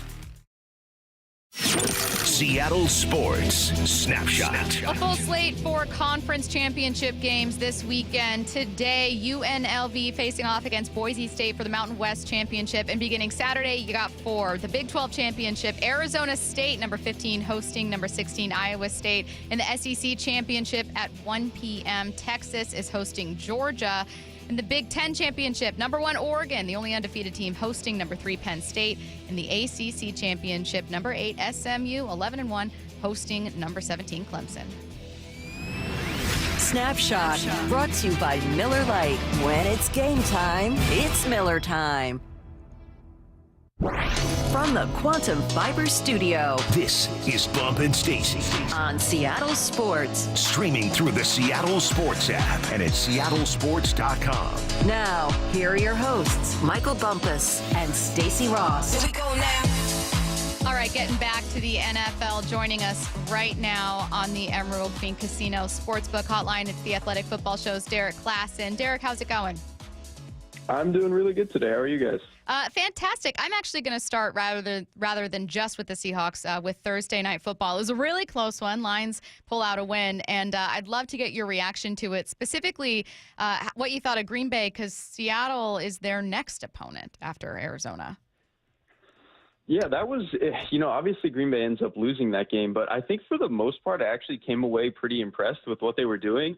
Obviously, they could not defend the middle of the field, but I think that that's kind of been an issue for them all season. But I actually thought their front four looked a little bit better than it had for certain parts of the season. I thought for the most part, they actually did a decent job on Amon-Ra St. Brown. And then the offense, they started a little bit slow. Obviously, Christian Watson ends up having the fumble on that big deep over that he catches. But other than that, I thought their run game looked good, and then Jordan Love really picked it up in the second half. So to me, the big difference in that game was just, I think the Packers went 1 of 5 on their third downs and then didn't go for any fourth downs. Whereas the Lions went 7 of 15 on third down and then obviously went 4 for 5 on fourth down. So it was kind of just a matter of the Lions doing the thing where they're able to bully you and keep the ball, and the Packers just aren't quite up to that level, which can't really blame them. The Lions might be the best team in the league. Hey, I was looking at the Seahawks and just the conference in general and evaluating the quarterbacks. And I look at the NFC, and I feel like if you have a good team, like any sports, we have a good team, you have a chance to win. You don't need a superstar quarterback in the NFC. In the AFC, I feel like it's a bit different. You got, the heavy hitters over there.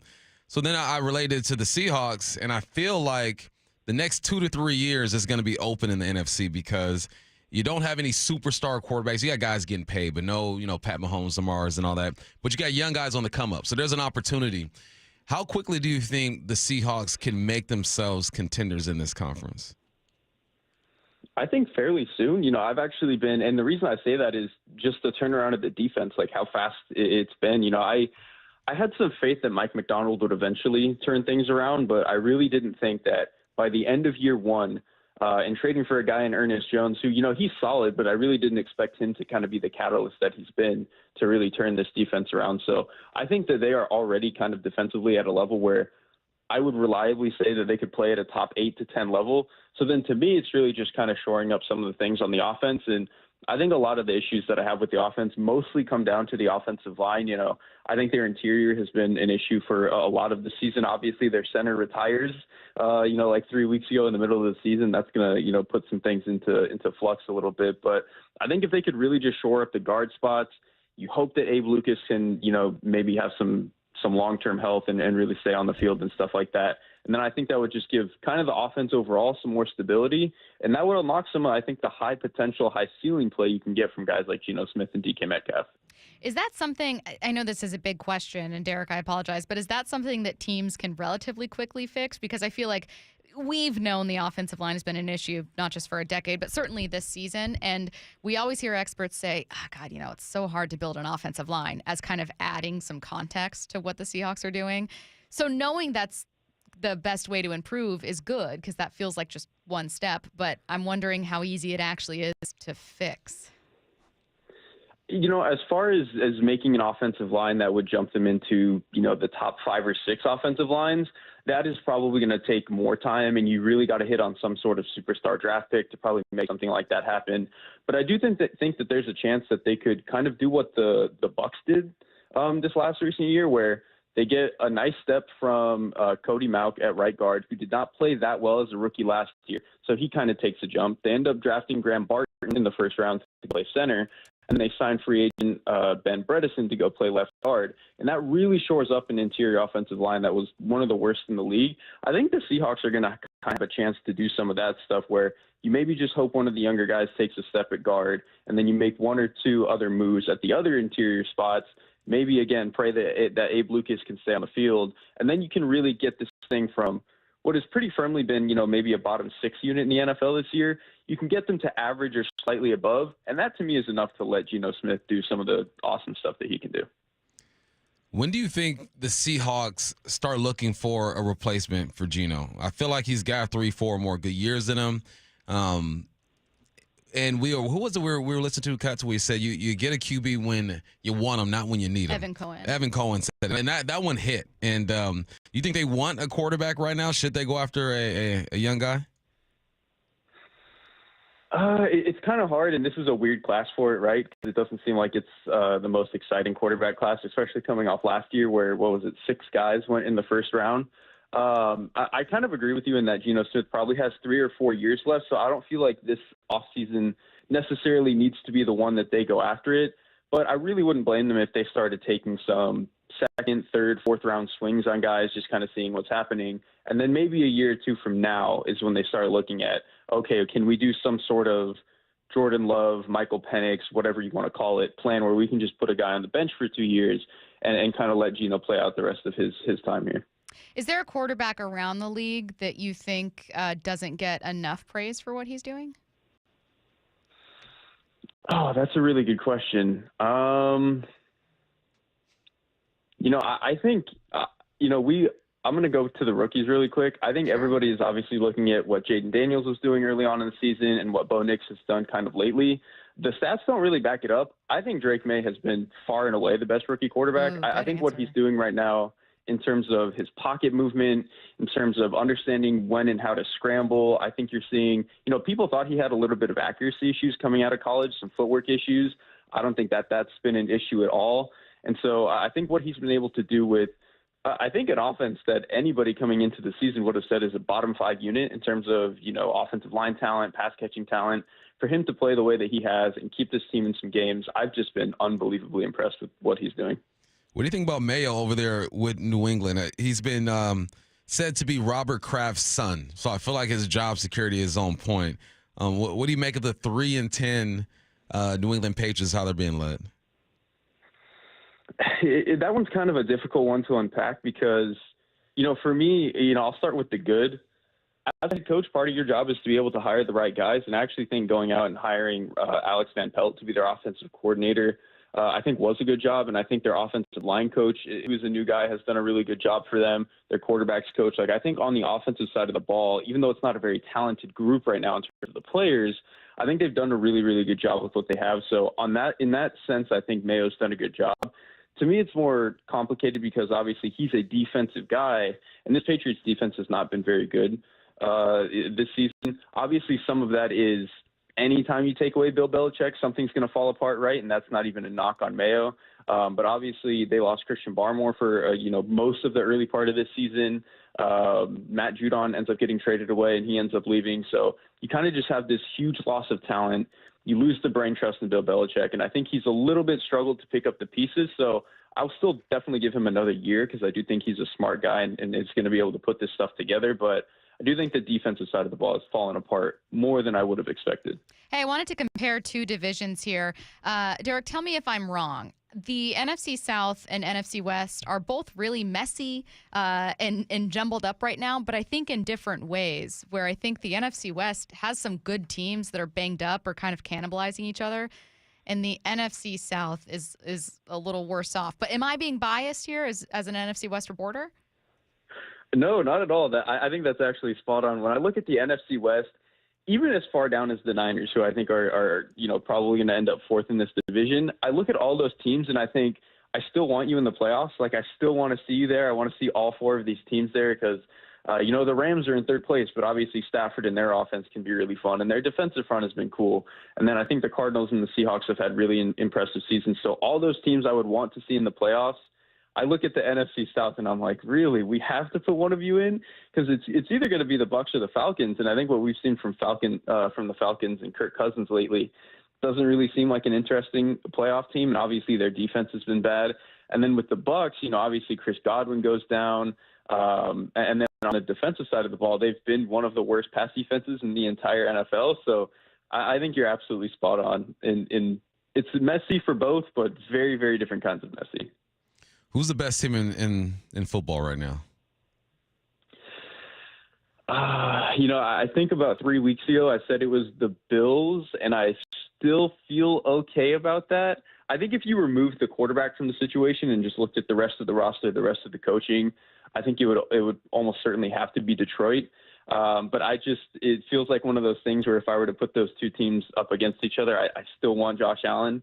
and some of the X factor that he can bring. And I know we're going to find out pretty soon because those two teams play each other, but I would still probably lean the Bills, even though those are my two picks. So very related question. One I immediately thought of when I heard Bump ask is I was like, oh, I wonder if Derek's going to say the Chiefs because of their record and because they just feel inevitable. And obviously I know that you're looking at the stats and you go, well, the stats don't back it up. Neither does the eye test, but here they are still winning. Is there ever a circumstance, and you may already be there, where you wouldn't bet on the Chiefs to get to a Super Bowl? It's really, really hard, right? They've made fools of us. Exactly. And at the end of the day, we've seen, Patrick Mahomes and Andy Reid and even Steve Spagnuolo kind of get themselves out of these weird corners that they've been in. The Chiefs defense has not been playing that well the past, month and a half.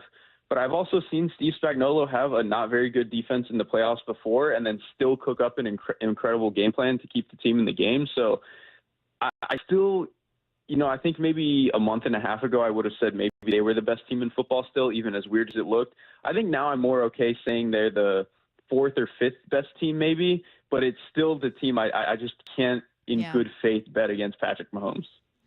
Yeah, it's tough, man. He has that magic to him that allows him to overcome. That's why, I look at the AFC and just the talent at quarterback, and I tell myself and my buddies, like a team will win you games when you win you games during the regular season, but you get to the playoffs, you need that quarterback to do some things, and I think that's what keeps Pat Mahomes on everyone's list when it comes to scared to play this year.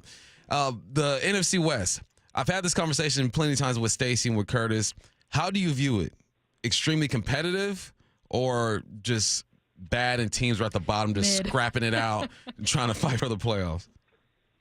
I think it is a legitimately competitive, unit. I think what's interesting is it feels weird, right, that the Seahawks and the Cardinals are at the top of the division. I think people had a lot of high hopes for, obviously, the 49ers, and then the Rams always had some injury stuff, and their defense maybe wasn't going to be great. But there was a world where they could have won, a lot of games. So I think it's a little bit weird that the Seahawks and Cardinals are at the top, but I think they're actually good teams. Like the Cardinals have been a legitimate top 10 offense for a lot of this season. Their defense is really ramping up to playing in the top half of the league. And then the Seahawks, I think Geno Smith is still playing at a high level despite some of the other issues I have with the offense. And then the Seahawks defense, I don't know how many defenses are playing better than them right now. I could probably count them on one hand. And so I think it's a legitimately competitive unit.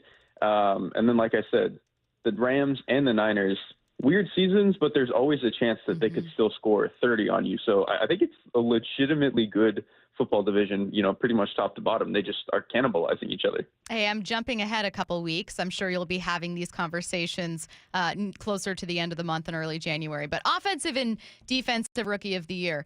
Marvin Harrison Jr. was a favorite, and we're going to be seeing him this Sunday in Glendale. I don't know if he's any longer a pure favorite for offensive rookie of the year. Who's instead kind of leading the charge at either of those spots for you? Yeah, for me, obviously, I think people are still going to look at the quarterbacks because we love to give quarterbacks awards as often as we can. But to me, I think the clear offensive rookie of the year is Brock Bowers. He has the most catches in the NFL right now. He's on pace for about 1,200 yards, which would break the rookie tight end record. I mean, I think there's a legitimate argument that he is the best tight end in the NFL right now, or at least top three. And that's just a crazy thing to say for a position that usually takes a little bit of time to ramp up. So I've been so impressed by him. On the defensive side of the ball, I think it's a little bit trickier.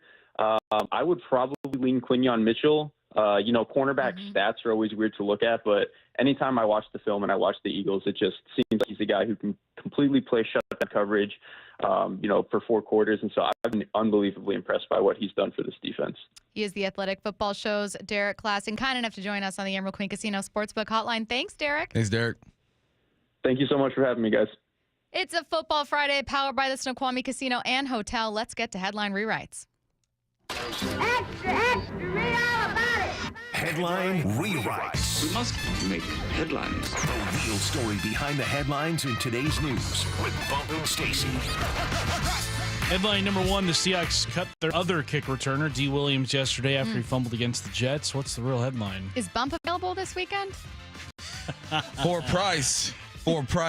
My game checks were, for me back then, they were pretty thick. So I'd add inflation. Yeah. And I'd go out there and fair catch one. I'm not asking you to return it. No, I wouldn't. I feel confident you can catch a punt. I'd catch it. Feel Returning confident it, with different that. thing. How many tackles do you think you could break? None. They would break him. None. I love that an actual former NFL player is going to be more humble than a fan. It's like, who's lead blocking? Nah, they're 12. I mean, I'm in shape. I work out, but not like that. It's a different breed. I want y'all to get on. If you can ever get on the sidelines before a game, they let fans go down there. Yeah. And just feel the energy that these young bulls exert out there. It's nuts. I actually found somebody that probably could handle kickoff return duties. We're running out of guys out here. We're on reserves, practice squad guys. I'm ready to roll if they need me. I'm 26 years old. All ready to roll. I played 2 years varsity. I'm in the best shape of my life.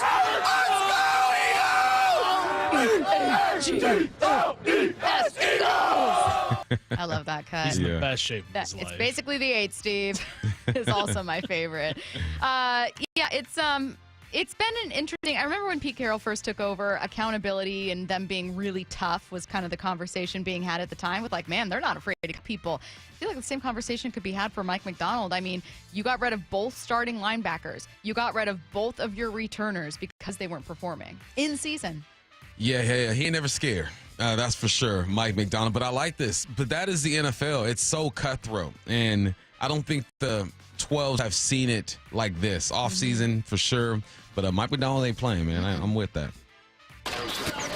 Headline rewrites. Headline number 2, Bill Belichick reportedly spoke with North Carolina about their head coaching vacancy. What's the real headline? He's looking to parlay his recent success with college-age kids into a job. From college football reporter Ollie Conley, he says, per sources, I'm told Belichick's negotiations with North Carolina include a guarantee that Steven Belichick will be named the school's head coach in waiting. That's some Nepo baby stuff. UNC is open to that guarantee. Discussions are not a bid to gain leverage for NFL offers, and Bill is open to the move. What if Bill were to go to college football and win a couple of them things? I mean, that would be, I mean, he already is considered one of the greatest coaches of all time, but that would be on another level. I think the only other coach to do it is Pete, right? Pete went on both levels. No, there's one more. Jimmy Johnson. Jimmy Johnson, okay. Yeah, join the club.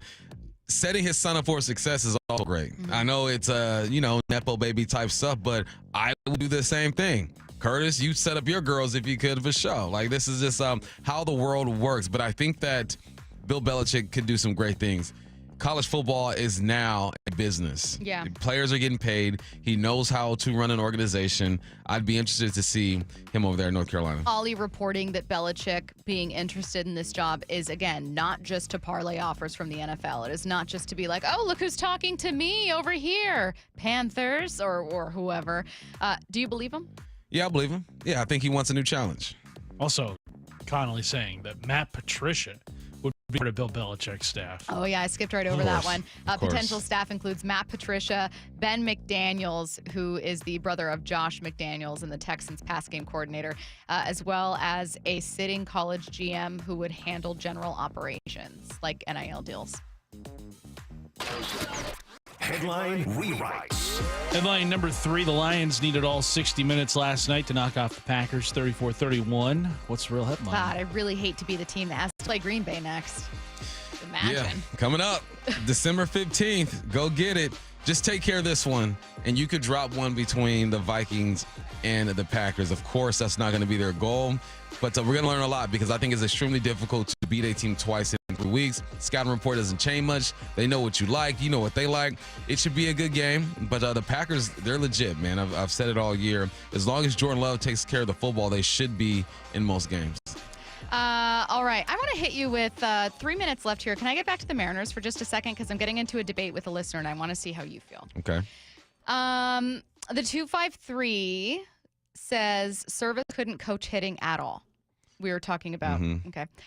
So then my opinion is that the biggest issue facing the Mariners, while I don't think Service was perfect, was a lack of overall talent. That they were trying to wring out the sponge of 34-year-old DHs, and they were trying to have platoons at third and do whatever they could to compete on the fringe, right? That was my issue with it. It's not like you brought in a roster that was expected to win a World Series and then Service couldn't get them to the playoffs, in which case I would say, sounds like a manager issue. Sounds like you got some other issues there. This person pointed out an argument that I think is actually really common, so I wanted to reintroduce it, which is, well, then why did it change so drastically when Dan and Edgar took over? Did it? Did it change so drastically? I don't know that we can take 1 month of Dan and Edgar. Yeah, it's nothing. Drastic means that they were really making a push for the playoffs. We're about to get in this thing. I think you got to see a bigger sample of work to make an assumption like that or a decision like that. I think that you're only as good as your talent. You can take time. Like when a sprinter, a fast person, I just saw something on X. This kid ran a 10:06, and he's in high school. He's just faster than everybody else. Technique will get him to a different place, but he's just faster than everybody else. There's nothing I can do to the kids who ran 11-something that will make them be able to run with that young man. Yeah. It's just talent. You can take it so far, like catching a football. People say, oh, can you teach my son to catch? I throw a football at him. I go, look, he can get better, but he ain't never going to be a receiver. Mm-hmm. Maybe he should play some DB. And I would love it if the issue was strictly Scott, because then it would mean that I can be way more optimistic about this season. And this isn't to say that Scott didn't have an impact. It's just to say I think the onus for improvement didn't end with Scott. It falls on Jerry. Like, I don't think it should got rid of the problem. This year should be great. Like, I'm still very deeply concerned that they won't be able to. Yeah. All day. I don't know. I love this topic. I love You know this what I could do? conversation. I can coach the Dodgers right now and compete. Yeah. I've never coached a baseball team in my life. You know why? Because of personnel. And then this one.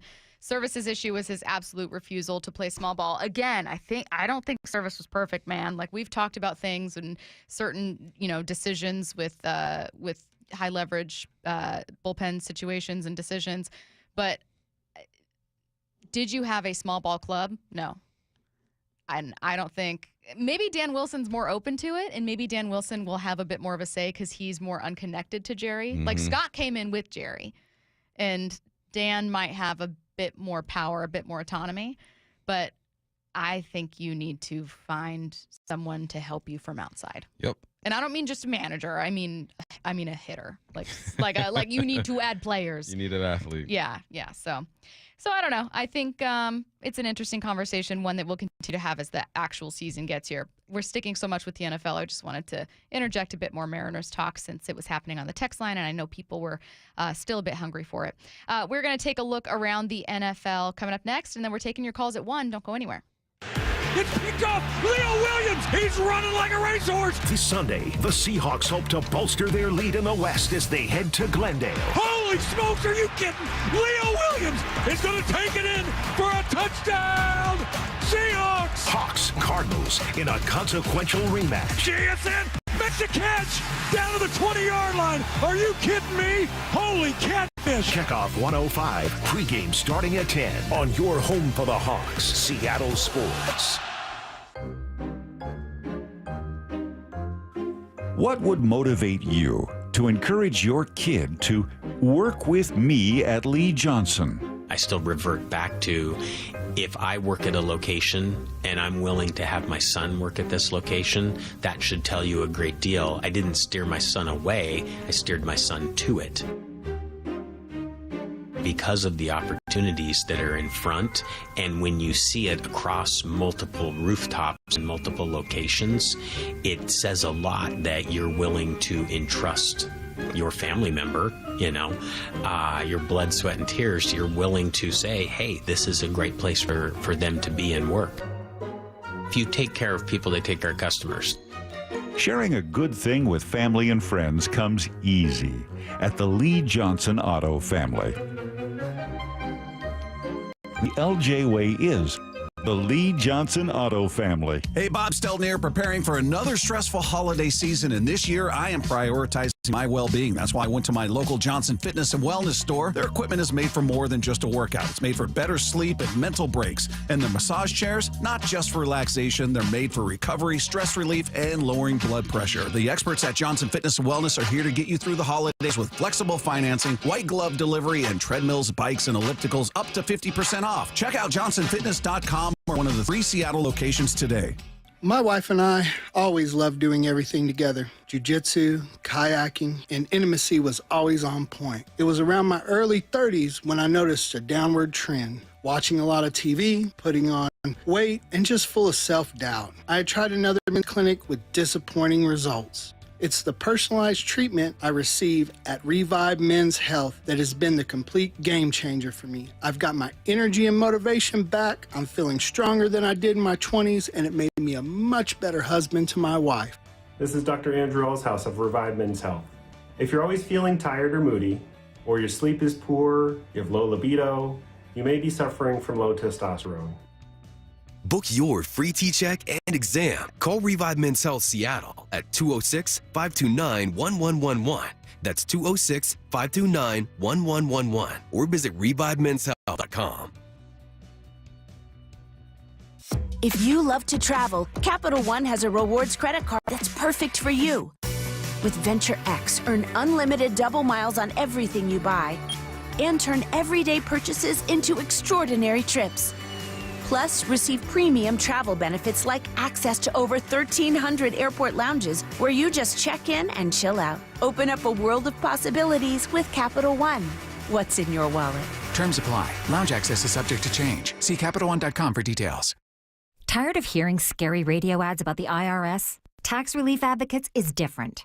TRA is here to tell you that if you owe money to the IRS, whether it's $5,000 or $500,000, we have a solution. TRA can eliminate or reduce what you owe to the IRS with zero risk to you. We have over 1,000 5-star reviews on Google and A+ with a BBB. End your tax nightmare today by visiting TRA.com or call 800-275-1728. That's 800-275-1728. Subscribe to the Seattle Sports YouTube page to find new and exclusive content from your favorite shows and personalities daily. Just head to YouTube, search Seattle Sports, and click subscribe. Seahawks Insider, brought to you by Pacific Lamp and Supply. Now here's Maura Dooley. Seahawks linebacker Uchenna Nwosu has only played in one game this season. He suffered a knee injury in preseason and then tore his quad in his return against the Giants. He's now set to return Sunday against the Cardinals, and Mike McDonald talked to Steve Rabel on Cairo FM this morning about what that means for this team. Yeah, well, man, it's great to have Chenna back in some capacity, really in any capacity. And, I think it's an opportunity to talk about him and the amount of work that he's put in. And this guy's gone through a lot of adversity over the last couple of years, similar to Abe. So to have that opportunity to come back and put himself in a position to play speaks a lot about him, the type of guy he is. I know Walter Payton, Man of the Year nominee for us. So he's just a great person, great man, and a guy that we love. The Seahawks Insider is brought to you by Pacific Lamp and Supply. For the latest on the Seahawks anytime, go to seattlesports.com. Old windows can be a drain on your energy bills and on your peace of mind. Isn't it time for an upgrade? Justin Shirley, CEO of State Roofing and Exteriors. Our energy-efficient replacement windows work smarter, keeping your home comfortable while saving you money year-round. It's an investment in your home and your security. Call State Roofing and Exteriors at 866-ROOF-ROOF or visit stateroofing.com today for a free estimate. State Roofing and Exteriors, held to a higher standard since 1968. This holiday season, give the gift of Mariners baseball. Why settle for a pair of socks when you can grab a pair of tickets to see the Red Sox? A gift card? Skip it. And snag seats to see the Cardinals. A wine opener? Or how about an opening day trip to T-Mobile Park? For tickets and our complete schedule of marquee matchups, including the Yankees and Dodgers, plus can't miss collectibles, fireworks nights, $10 value seats, and more, visit Mariners.com. Oh, what a grand slam! Workout rally! Make this the last holiday season in that old kitchen. Hi, this is Chad Cicchini, owner of Heritage Homecraft. Our solid wood refacing system delivers a luxurious new kitchen way easier and less expensive than a tear-out. You won't believe the difference. Heritage Homecraft's specialty is custom cabinet refacing and quartz countertops. With Heritage Homecraft, custom means built from scratch just for you. Our own craftsmen, not subcontractors, will reface your existing cabinet boxes with 1/4-inch thick solid hardwood and add new custom-built solid hardwood doors. We can make design changes, add cabinets, install custom features, and top it all off with a brand new countertop. With the holidays here, I know everyone's busy, but if you order your new Heritage Homecraft kitchen now for select install dates after the new year, I'll give you 12% off the entire project. Hey, all year long and especially next holiday season, you'll be delighted that you did. Call today, Heritage Homecraft, 425-485-1600, 425-485-1600, or heritagehomecraft.com. From the Quantum Fiber Studio. This is Bumpin' Stacy. Weekdays 10 to 2. On Seattle Sports and 97.3 FM HD2. We're taking callers at 1 p.m. Bump and I are going to give you your caller question now so you have time to think about it because it's a two-pronged answer. For Week 14, between the Seahawks and Cardinals, this is what you're asking yourself. I want to see blank, and I better not see blank. So kind of a fun one. Bump and I will answer it at 12:45 so that you guys have some more time to think of your answers. And then we're opening up phone lines, giving you the mic. You're calling in with your answer. We're going to continue our Week 14 preview. I want to see blank, and I better not see blank. 866-979-3776 is going to be that question.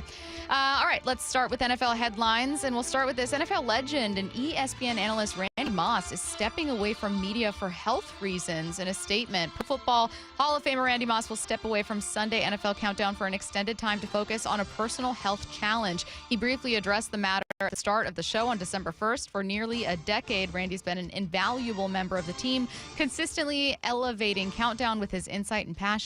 He has ESPN's full support, and we look forward to welcoming him back when he's ready, said ESPN. Hope it's all good, man. I saw him with the shades on the other day and was wondering what the heck was going on. I thought maybe he just got some work done to his eyes or whatnot. Yeah. But unfortunately, man, we're getting to the age where the health, man, you gotta look after yourself. So, Randy, take your time. Yeah. One of the greatest to do it. Truly one of the greatest. I was really sad when I saw that. I know he had asked for prayers and support in a previous airing, and I thought, oh, God, I hope everything's okay with his family. And it didn't occur to me like, oh, maybe he's going through personal health things. So I hope he's okay. On his Friday radio show with KNBR, 49ers GM John Lynch was quick to downplay any Kyle Shanahan hot seat rumors. I've found the whole discussion on Kyle and, like some of the stuff rather comical. I mean, we have won four of the last 5 division championships. We've been in 2 Super Bowls. Look, the standard here is to win championships, and we've fallen short of that. I understand, but we have an excellent head coach, and the fact people are talking about stuff like that, I do find it comical. We're 100% behind Kyle and what he brings to our organization, and like I said, our focus is really on the Bears and doing everything we can. That's where Kyle's focus is, and that's where all our focus is. John Lynch said, I'm laughing all the way to the bank. Your rumors of Kyle Shanahan being in the hot seat are hilarious. This guy's gotten us to Super Bowls. I know he hasn't won. I know the expectation is sky high, but I'm happy with him. Good coaches are hard to find like good quarterbacks. And Kyle Shanahan has a system that works. He has proven that it works. But there is always going to be a time where relationships end. I don't think it should end or will end after this year. He's had one down year in the last 4 or 5, and it's because of injury. So give him a couple more years to try to build this thing back up, and we shall see. I think it's important that Lynch got in front of this too and let Kyle Shanahan know, like, look, this is all garbage. He probably told him privately already, but now it's for the public so everyone can calm down. I think it would be absolutely ridiculous if they were to get rid of Kyle Shanahan after this year. Because we've seen it, man. Hufanga goes down, Trip Williams, Nick Bosa, Ayuk is out, Brock Purdy's been gone. He ain't had his squad. No. When he has his squad, we know what they can do. But here's also what they have to do. They have to hit in the draft. I think they found a receiver in Pearsall. I think he's going to be good to go. But this is the NFL. You got to keep replenishing your roster. They have to do that, and if they do, the Niners should be competitive. Also, great coaches are going to have years where their team underperforms. Yeah. And great coach, I mean, to be able to get your squad, which has been dominating the NFC for the last 5 years or so, to a Super Bowl twice in that span, 2019 against the Chiefs again in 23. I feel like there's one maybe I'm missing. No, you're good. That's it. That is still incredible. It's still incredible. And because it didn't come with a win, I know 49ers fans are like, oh, it's not good enough, and the league's figuring you out. I don't know, and I asked you this, like, is the league figuring Kyle Shanahan out? And you said, no, he's not able to do exactly the offense he wants. Handcuffed. Handcuffed. All right, moving on.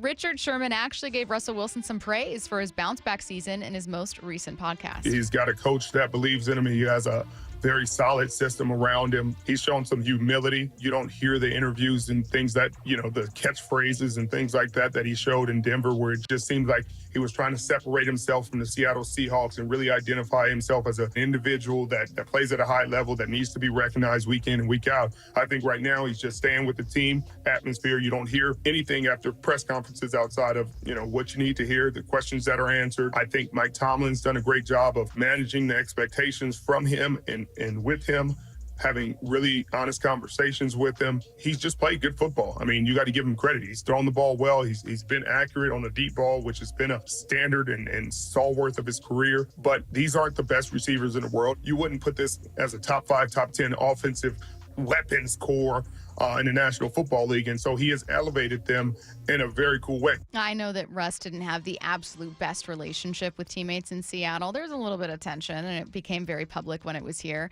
But I think that there was also a level of always acknowledgement of I know you can play. I don't think you're bad. I played with plenty of people that I just didn't like. Yeah. But you respect their game. You hear it all the time, in movies and coaches, it's 50 guys working for a common goal. That's it. You got that one thing in common. You want to win football games. I also want to say, and I know someone's going to drag Sherman as soon as I say this, but I think it's cool that Sherman is a professional in this situation, because we know that he didn't necessarily get along or have the fondest relationship with Russell Wilson, and despite all that, he's able to give him some props, man. So I think that's what happens when you mature and you go things yourself. Sherman been through some stuff himself, so no, I think it's important, and I think it was cool that Sherman was a pro and gave his guy some love. All right, next up, former Chiefs and Commanders offensive coordinator Eric Bieniemy is out at UCLA after only one season as their OC. According to a statement released by Eric Bieniemy's, I believe it was by his agent, it was a mutual parting of ways. Initially, the report was that he was fired, or just he's gone, so everyone was oh, he's fired, and then his statement said it was mutual. This was the statement in full. Eric and UCLA mutually parted ways today as previously planned. He's still getting paid by the Commanders. After interviewing for head coaching jobs last year, he wanted to stay active and busy, so decided to help out Deshaun Foster, who's like a little brother, at UCLA as opposed to sitting out a year. The plan was always to return to the NFL in 2025. If that's true, that's the case, we'll see him in the league. And it was nice of him to go down there to UCLA and help Deshaun Foster, who's never been a head coach before. And they did have some good moments. There was a stretch where they won 3 games in a row and they were looking like they could go balling, but then they came up here and lost to UW, I believe. But no, we'll see if he gets a job, a head coach job in the NFL, which is hard for him to get for various reasons. We hear the streets talking. But if this is what they say it is, it was nice of him to go down to UCLA, probably on the low, because he's getting paid for from the Commanders, probably for $100,000 or something like that, and try to help something down in Pasadena. Hey, 12s, it's Fan Appreciation Night as the Seahawks take on the Green Bay Packers Sunday, December 15th, and Seattle Sports is excited to give away 4 tickets for your chance to watch the game in person. All you need to do is open the Seattle Sports app and click the Win tab to find out how. If you don't already have the app, just text the word app, APP, to 866-979-3776, and we will send you a link to download. Enter daily to increase your chances of winning. This contest runs through Monday, December 9th. Coming up at 1 p.m., we're taking your calls and we're answering the question first. I want to see what on Sunday. Seattle Sports, your home for Brock and Salk. A huge game this weekend. A Seahawks win would make them 62% likely to make the playoffs. Cardinals would drop to 17%. If the Cardinals win, it would be 71% for them and 11% for Seattle. That swing is because of what Arizona has left in their schedule, which is much more favorable, and what you've got in your schedule, which is 2 of the top NFC North teams. Yeah, your schedule gets a little bit tougher, and you've got to have this one. Period. End of story. On Seattle Sports and 97.3 FM HD2. Hey, what's up? It's Michael Bumpus. I want to talk to you about my guys at Contour Fence, man. They're locally operated, owned, serving the Puget Sound since 1984, man. 40 years in the game. I love going into my backyard, throwing the ball with the kids, and feeling safe and secure because of the fence that they put up, man. It's nice. They are, if you go to their website, contourfence.com, use the code HAWKS10. Use code HAWKS10. That's 10% off any repair and replacement, man. I trust these guys. I know these guys. I've been on the phone with them, Zooms, all that good stuff. They will take care of you. You go to their website. It's easy to navigate. Over 1,000 of reviews of happy customers. If you want to talk to a person, you pick up the phone. You call 425-481-7128. That's contourfence.com. Hit them up. Your business needs a network it can count on. Power's out. Comcast Business has you covered with Wi-Fi backup to help keep your business up and running, even when your power goes out. Everybody in the warehouse good? Lights are out, but the Wi-Fi's up. Let's power on. It's from the company with 99.9% network reliability. Break room, you good? Can't microwave my burrito, but Wi-Fi's fine. Let's power on. Power on with the leader in connectivity, Comcast Business, powering possibilities. Ask about Wi-Fi backup for your business or get started with reliable internet and advanced security for $49.99 a month for 12 months with a 2-year contract, plus for a limited time. Ask about an $800 holiday bonus prepaid card with a qualifying internet package. Don't wait. Call or go online to ComcastBusiness.com today. Inst 12/15/24. Restrictions apply. New customers only with 150 megabit per second internet and security edge. EcoBill and autopay required. Equipment, taxes, and fees extra. Is chronic pain beginning to make your everyday life a challenge? Then call Dr. Daniel Nelson, MD, with Eastside Pain and Regenerative Medicine. With over 30 years of experience, no one has more experience in pain medicine techniques and stem cell therapy than Dr. Nelson. And here's what a satisfied patient had to say. I was experiencing severe neck pain, kind of radiating from my shoulders up into my head. And it was pretty severe, and it lasted for about a year. So I went to see Dr. Nelson, and after I got the stem cell treatment, I had positive results within a week, and it just got better from there. And to this day, I can't believe I used to be in such pain. He was just an incredible doctor. Everything about the place is just fantastic. So don't let pain control your life. Consider stem cell therapy with Dr. Daniel Nelson, MD. Call 425-823-4000 today. That's 425-823-4000 or go to danielnelsonmd.com. Bonneville International radio station contests are open to participants 18 years of age or older that are residents of Washington State unless otherwise specified. Employees or agents of the station, Bonneville International Corporation, other area radio stations, or any entity associated with the contests are not eligible to win unless the station otherwise specifies at its own discretion. Persons who have won in the last 60 days from a station contest or event may not be eligible. Full general contest rules are available on seattlesports.com or in person at the station during regular business hours. Seahawks Player Spotlight. Man, it felt good to go out there and be able to contribute. Exclusive interviews with your favorite Seahawks. You know, we got a genius as the head coach. Every day with Wyman and Bob.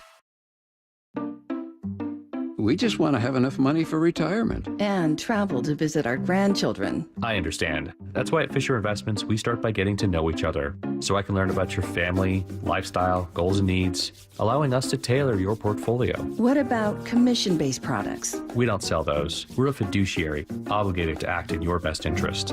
So how do your management fees work? We have a simple management fee based on the value of your portfolio, so we do better when you do better. We appreciate that kind of transparency.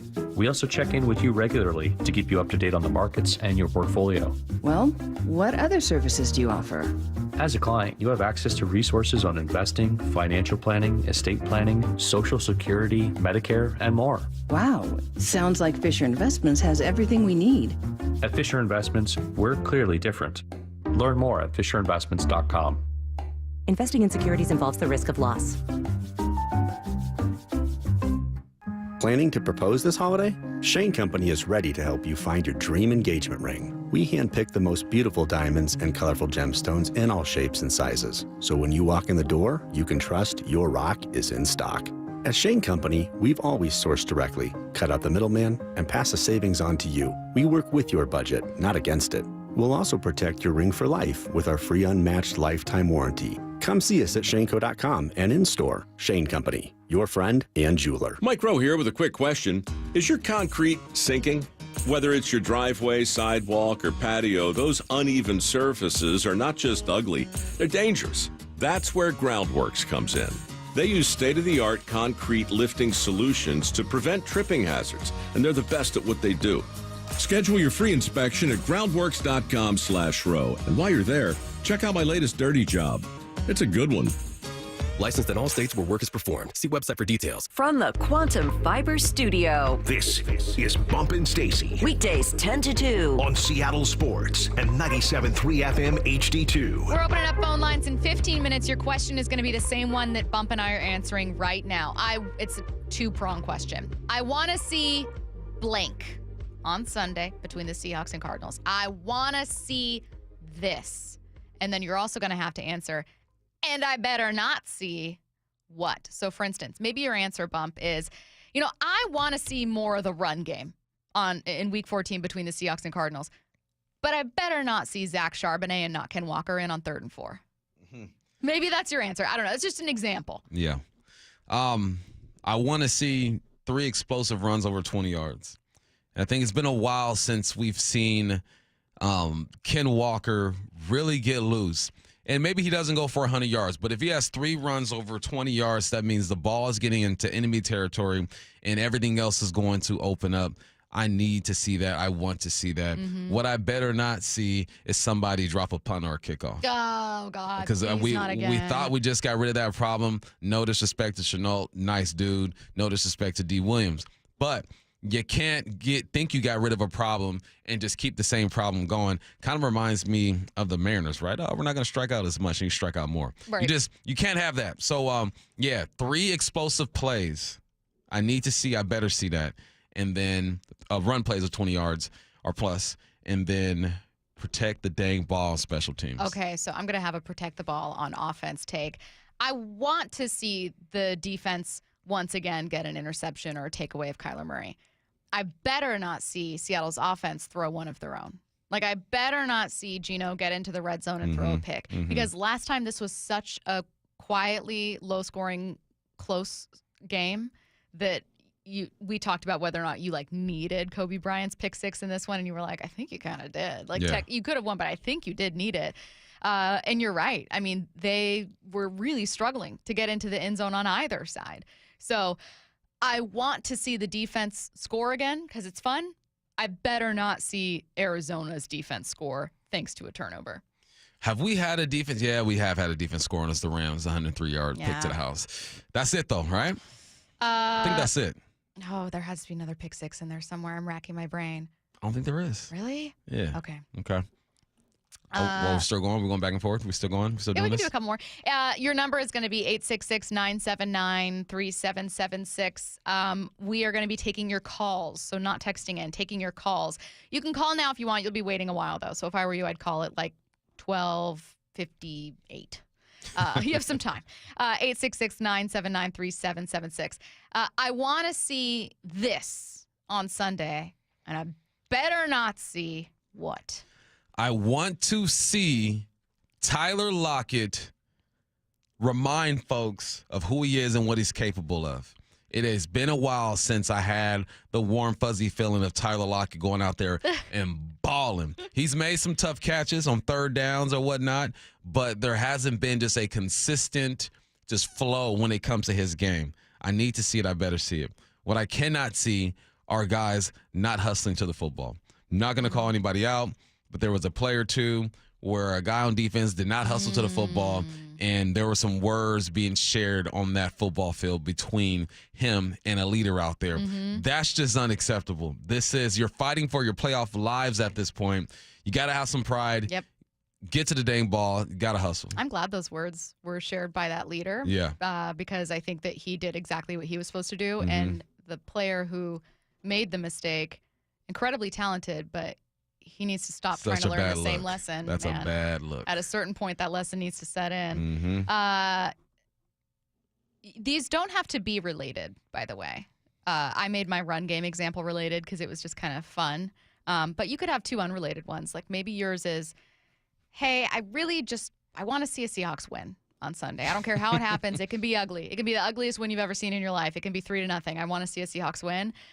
I better not see the defense get run over. So 2 unrelated things, you know what I mean? But maybe they're just 2 things that you really care about this weekend. Maybe all you care about end of the day is a Seahawks win. Maybe you're more particular and you're like, no, I want to see Geno look like an MVP, and I better not see, and then fill in the blank. Like I better not see, oh God, you know what I better not see? I better not see first and goal from the Jets' 4-yard line situation in Glendale. I better not see 8 shots to get into the end zone from the 4 and later the 1-yard line and no touchdown to show for it. I better not see that. Please, God. I feel you 100%. Once you get down there, you have to be able to punch it in. But I think that also tells you exactly where this run game is. Because when you get down there are some teams that the Commanders get down there, the Ravens get down there, you feel like, all right, they're going to punch this in. It's just a formality. We have to run a play. So let's just go ahead and do it. The best teams in the red zone scoring touchdowns. Baltimore, number 1, 75%. Cincinnati, 71%. Detroit, 62%. Tampa, 66%. Buffalo, 66%. Chicago, 66%. Washington, 60%. Your Seahawks, they're not horrible, but they're not great. 56%, that's 13th best in the league. It says the last 3, though, they're 71%. That's like 5th or 6th in the league. So, all right, so we felt a little better about that, but that sequence didn't help the situation. Last 2 minutes, can I tell you about the injury report? Get some reaction to it. Nothing breaking or major, but one of these is going to raise an eyebrow. Stone Forsythe is going to be out of this one with a hand injury. Ken Walker's questionable, and so is Michael Dixon. Now, we thought Michael Dixon could be. Ken Walker, we were all kind of tracking because he was someone where it's like you're watching names on the injury report wondering if Ken Walker and Michael Dixon can't play. Who are you looking at with this game to say, like, you got to step it up? If Ken Walker can't play? If Ken Walker can't play, it's Charbonnet, right? It's Charbonnet. And Kenny Mack, get him the dang football.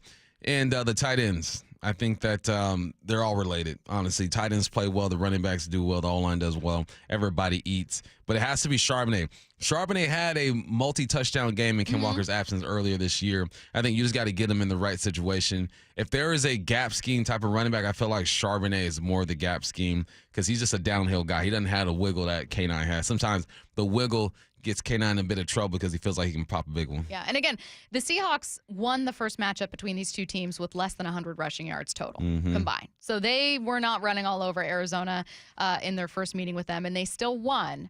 But obviously, you still want the threat of having Walker out there and the threat of your run game. So something to watch. Again, final injury report is out. Stone Forsythe is out with a hand injury. Meanwhile, Ken Walker and Michael Dixon, your punter, are both questionable. The Holiday Magic online auction is now live. Join Seattle Sports, Cairo News Radio, and Treehouse for the 36th year of Holiday Magic. You can start bidding on incredible one-of-a-kind packages. Experience the thrill of the Seahawks versus Vikings game on December 22nd with 2 club-level tickets and pregame field passes, giving you the best seats in the house. This package is perfect for any Seahawks fan looking to create unforgettable memories. The auction runs through December 11th, so don't miss out. Your participation helps provide holiday gifts and year-round support for children and youth in foster care across the state. Visit mynorthwest.com/holidaymagic to learn more and start bidding today. All right, call now. I want to see blank on Sunday, and I better not see blank. 866-979-3776. Call now. That number, 866-979-3776.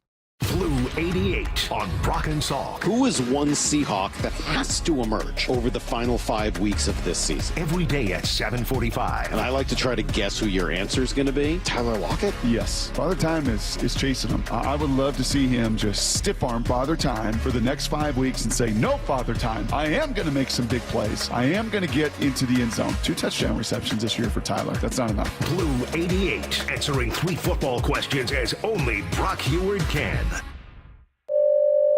Xfinity here. How can we help? Hi. My entire family's obsessed with all things Wicked, but my kids can't stop watching the trailer, and now they're having a Wicked-themed sleepover.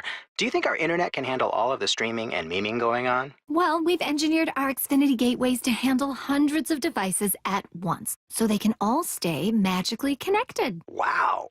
Are you a wizard? I wish. No, just someone that won't let a bad connection burst your internet bubble. Now through December 22nd, get Thrillifyingly fast Xfinity Gigabit Internet for $25 a month for 12 months when you add unlimited mobile. And get Peacock Premium, a $7.99 a month value included at no extra cost. Or lock in your internet price for 2 years for just $5 more a month with a 1-year contract. Early termination fee applies. Go to Xfinity.com to learn more and keep the magic going from your screen to the big screen. And see Wicked in theaters now. Restrictions apply. Requires paperless bill and auto pay bank account. Equipment, taxes, and fees extra. Gig Wi-Fi requires Xfinity Gateway. Xfinity Mobile requires Xfinity Internet. After promo, regular internet rates apply. Actual speeds vary. Choose the right flooring for your home, right in your home, with Floor Coverings International. They bring the mobile showroom to you, loaded with samples of carpet, LVP, hardwood, laminate, tile, and more, so you can see the flooring in your light, not just in a store or on a screen. They handle every aspect of installation, ensuring your complete satisfaction. Visit FCIFloors.com and book a free in-home consultation. Floor Coverings International, the stars of flooring. Hey, Brock Ewart here with Shannon O'Kelly, President and CEO of IRG Physical and Hand Therapy, inviting you to come work with IRG. And Shannon, what kind of staff are you looking for at IRG? Brock, we're looking for all kinds of clinical staff, physical therapists, occupational therapists, athletic trainers, certified occupational therapy technicians, physical therapy assistants, you name it on the clinical side. We are looking for those folks. But we are really looking for folks that want to come to an organization that want to be part of our culture and change the culture and work with us to provide the best care and service we can to our patients, our team, and our community. So those clinical people out there, we're looking for you. We also provide advanced certification. We want to provide you mentorship. We want you to grow personally and professionally here at IRG. With over 40 clinics throughout the Pacific Northwest, you've got the opportunity to work in the city you want. Just head over to irgpt.com/careers. That's irgpt.com/careers. You know what's really getting old? Having to do more with less. With Ramp, you can do more with more. Ramp is the corporate card and expense management software that saves businesses like yours an average of 5%. That's more for you to invest back into your operations, your staff, your bottom line, you name it.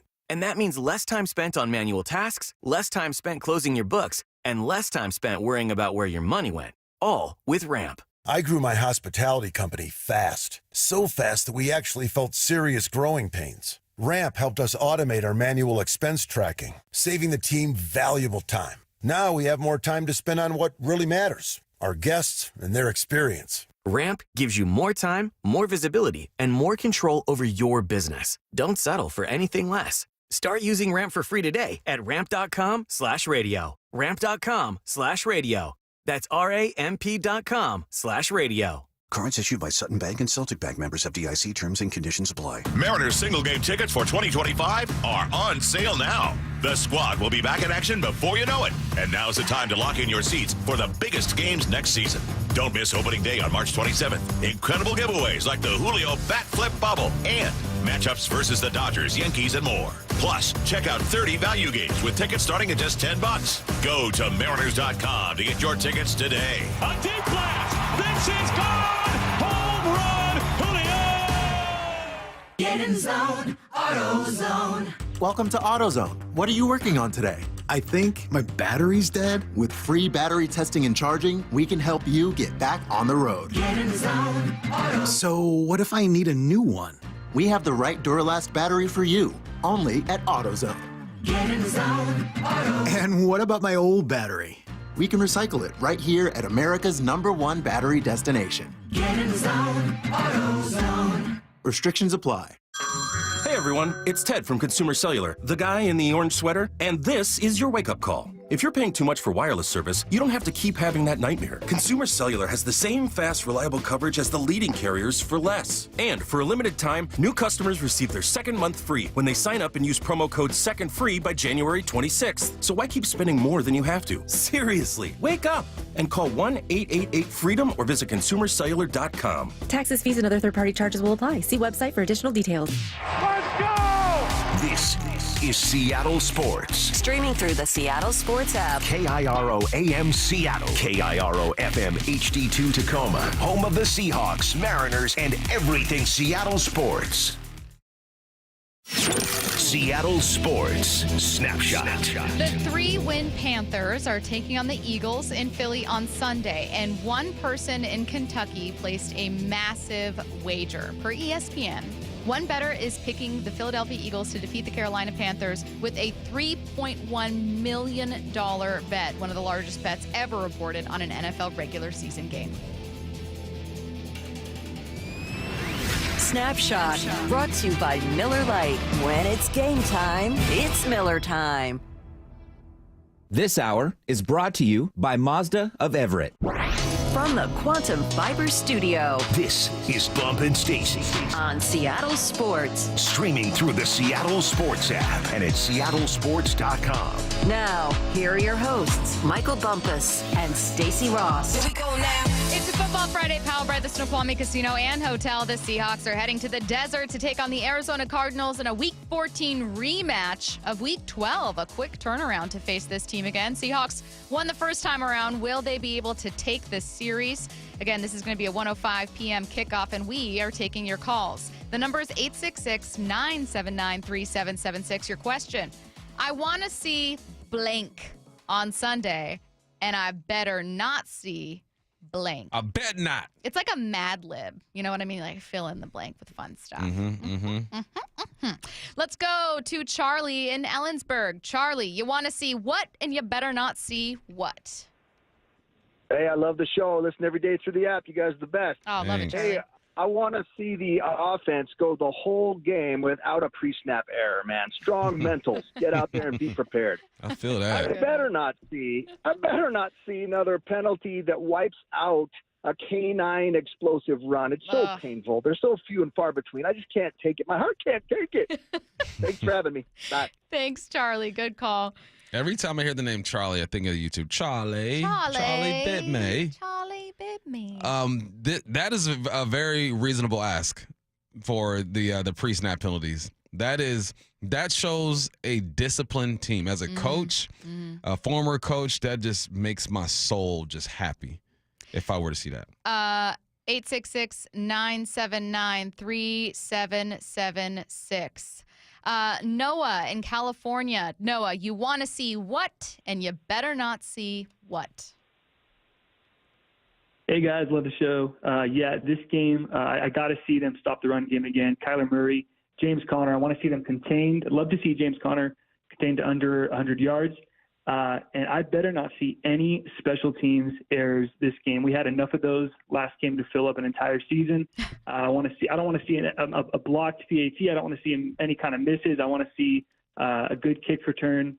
And I just can't see any more errors on special teams. We got to have a complete game in all three phases. Thanks, guys. I hear you, Noah. Noah said, give me a repeat of Week 12. Make James Conner a non-factor.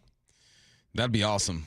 My bold take was 49 yards on the dot, on the button. If that happens, man, I don't know what. You get bragging rights for the whole month. For a whole month. I would just in the middle, like I asked you a question about the Mariners, and you're like, remember when I said that they, for a second time, wouldn't allow more than 49 rushing yards? Remember when I said that, Remember Stacey? when I said that? I just keep bringing it up. Whenever we have a disagreement, I just bring that up. Remember when you kept bringing up your 77, and we got to the point where we wanted to penalize you for bringing up your 77 each time? Hey, it's been a while since I seen that number. Shocked. Well, because you got a 76. I did, but so then it changed. Yeah, but man, I'm looking for 75 You'll get back now. there, buddy. Let's go to Adam in Tukwila. Adam, you want to see what on Sunday, and you better not see what? Oh, hi, Bum and Stacy. Thank you for taking my call. You guys are the best on 710, and I love you. Oh, thanks. And also go Cougs, Bump. Go Cougs. Okay, Adam, let's not get ridiculous here. Sorry. I would like to see consistency on defense based on what they've done for the last 4 weeks. I think they're playing at a level that not a lot of other teams can match. And to add on to the last caller's call, no turnovers, period, but especially no special teams turnovers. Oh, God, tell me about it. Okay, thank you for the call, Adam. Special teams, a common thread, I would say, with the bulk of callers so far. Before I get to the next caller here, Bump, do you feel fairly confident, no feelings at all yet, that special teams can improve? I feel confident that there won't be a kick return to the house against the Seahawks. As far as fielding, that's all on the human being, the individual. Has nothing to do with the coach, has nothing to do with McDonald. It's all about the person back there. So I have to see it. I wish I could watch the game and watch their pregame warm-ups just to see how confident these returners are going to be. But I'm confident it's going to be fixed, man. I think the ball will be secure. There will be no touchdowns to the house. Let's get to Nelson in Kent. Nelson, you want to see what on Sunday, and you better not see what? Well, I think my better not see has a lot to do with what I want to see. So what I better not see is the offensive line just get beat so often or have I feel like there's so many times we get like a big first down, and then on first down they get like a big holding penalty. So then it's like 1st and 20, just a bunch of errors like that make it hard for us to score. And I want to see Geno. Now, I think Geno's played awesome, especially given the circumstances. But I just want to see him have one of those games where even his haters can't really, if they're quiet on Twitter after the game, that Geno played great. And I want to see him have one of those 3 touchdown, 250, 300-yard games. And lastly, another thing I don't want to see, I don't want to see Kyler have one of those games where he really hurts you with his legs. Make him beat you with his arm, because I quite frankly think Kyler is highly overrated. And I think if you can prevent him from scrambling around and busting off a few runs, I just don't think Arizona's better than us at all. I really don't. But ultimately, at the end of the day, if you tell me it's going to be a Jets-like game, but we win, that's all I care about. I just want to win. I'm a Seahawks fan. I mean, yeah, I'd love Geno to play great. I'd love this or that. I just want to win, because if you win this game, the chances of making the playoffs are so much higher. And I just want to get there, man. I agree with you, Nelson. All right, guys. Thanks. I love your show. You know that. I love that you take calls. I love that you guys love me because I'm the best and you're the best. All right, let's go Seahawks. Thanks for the call, Nelson. Nelson mentioned your odds of making the playoffs increase drastically. As far as how much they increase, I was looking it up Monday. With a win in Week 14 against the Cardinals, Seahawks odds to make the playoffs, 76%. Really? Mm-hmm. Prove it. Now, unfortunately, I don't have the math to back this up. I simply have the website that I went to, which is the NFL's playoff prognosticator. Speaking of math, you know what I had to teach myself the other day? What? My daughter's doing long division. I had to teach myself long division again. Kids do different math now. There's new math. It was stressful. They're Once I got it, it was doing cool. it different. But I was like, well, she was doing it the way that we were taught. Really? Yeah. Okay. She does some other stuff that's weird, but that was the same. And I was mad that I had to go YouTube how to do this. But the important thing is that you tried. Hey, and you were like, we're both learning. We got it done. We did it together. Let's go to Chris in Lakewood. Chris, you want to see what on Sunday, and you better not see what? Bummed and Stacy, what's going on? Happy Friday. Happy Blue Friday, you guys. Thanks for taking my call. What up, what up? Yeah, so what I want to see is a 100-yard rushing game. I'm going to be specific, man. A 100-yard rushing game from K9. We haven't seen that since week 1 from him. So I feel like if, a lot of his big runs have come, like, on cutbacks, and I feel like it's because he's not trusting what he's seeing. And that comes down to what's happening in the trenches. So if we are winning in the trenches, that means Kenny's going to be able to do what he does, and maybe we can get a 100-yard game.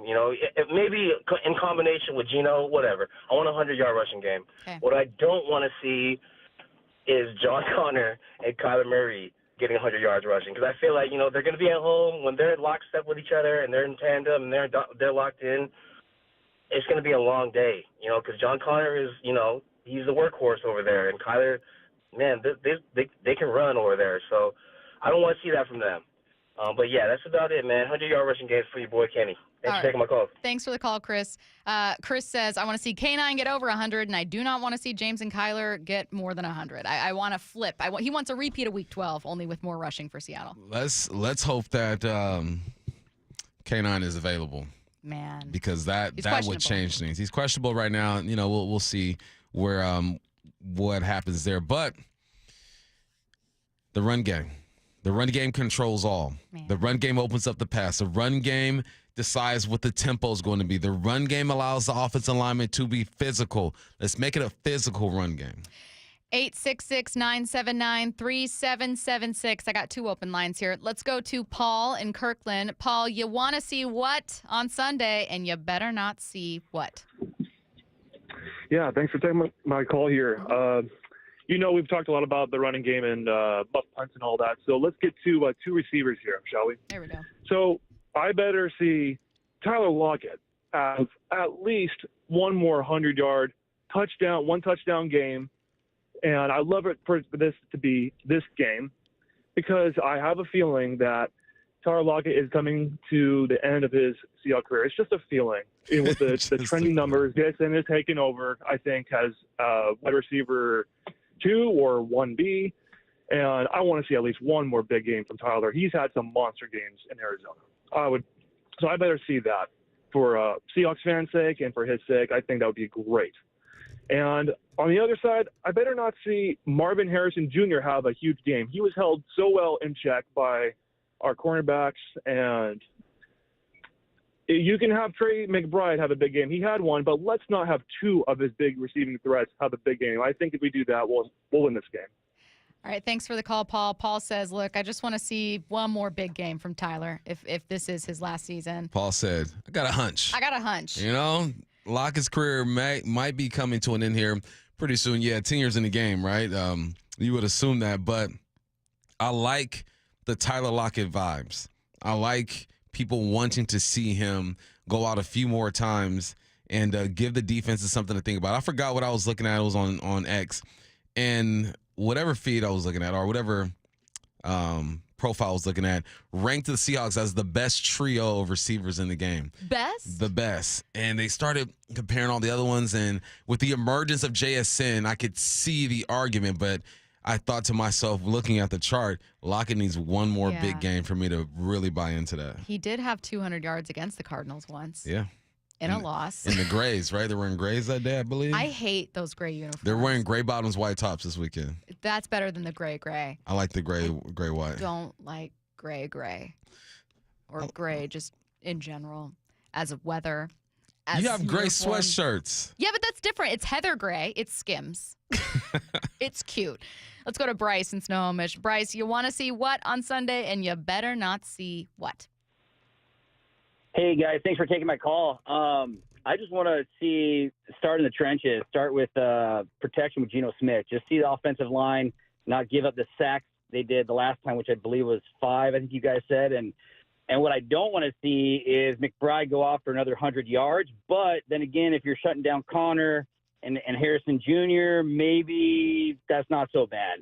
Thank you guys for taking my call. Thanks for the call, Bryce. Bryce said, I want better protection for Geno, and I better not see Trey McBride go off. If he does, but other people don't, it's okay, though. He goes, but if he does, I get it, if they're stopping the run. Bryce isn't wrong. Trey McBride got 133 last game, and the Cardinals had 6 points to show for it. I'm saying because they're walking down the safeties in the box. They're making sure that all the gaps are covered, and there's more clutter in the box that it doesn't kill the run game, but it makes it hard because you can't block everybody. Guys are going to be unblocked, but that also allows tight ends to deceive the defense. I'm down blocking, but now I'm going to release.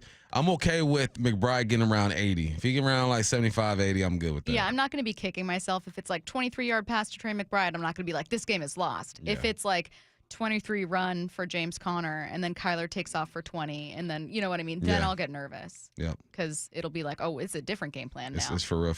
Yeah, it's really happening. Some open lines, 866-979-3776. Matt in Tacoma. Matt, you want to see what on Sunday, and you better not see what? Well, first, let's all hail to the king and queen of sports radio, Bump and Stacy. Oh, wow. Yes, I appreciate it. Yeah, you know it. What I want to see is Leonard Williams keep playing Thanos on the football field and just snap fools left and right. But what I don't want to see is any self-inflicted wounds, and that's special teams. That's Geno taking 15-yard sacks. That's blowing assignments. Anything. If we cut down on those, we have at least 3 more wins. Thanks for the call, Matt. I don't know why Matt's making me think of the Ravens, but Bill Belichick was talking about the Ravens a while ago. I think it was on the Manning cast. And I'm paraphrasing, but he said something like, they could be the best team in the league, but they get in their own way. He was talking to who? He was talking about the Ravens. And he's not wrong in that the Ravens are one of the most penalized, if not the most penalized team in the league, and also one of the most talented. It's just something about the way they play. Like, they do have some self-inflicted mistakes. And that's a great team. You know what I mean? When you're a team that's figuring it out, even if you're making a turn, you know what I mean? You're in the win column now. You're over 500. You're leading your division. You still aren't a dominant force. You especially can't afford to hurt yourself. No, you can't. You already have to overcome a whole bunch of stuff in a football game. That's just how it is, right? Things are going to happen. You're going to win some battles. You're going to lose some battles. But if you don't have a Lamar, a Derrick Henry, a Hamilton on defense, if you don't have the stars to make up for that stuff, I mean, you're just making it harder than it has to be. So I'm with it. Let's go to Mike in Spanaway. Mike, you want to see what on Sunday, and you better not see what? Hey, Stacey. Hey, Bum. Appreciate you guys taking my call. First of all, I want to go ahead and flex real quickly because I will be working on the Seahawks flight tomorrow morning, getting their flight ready to take off to Arizona. So I just had to flex a little bit. You're part of this win. Let's You're go. Mike, you're getting up, working hard for that one. We appreciate it, man.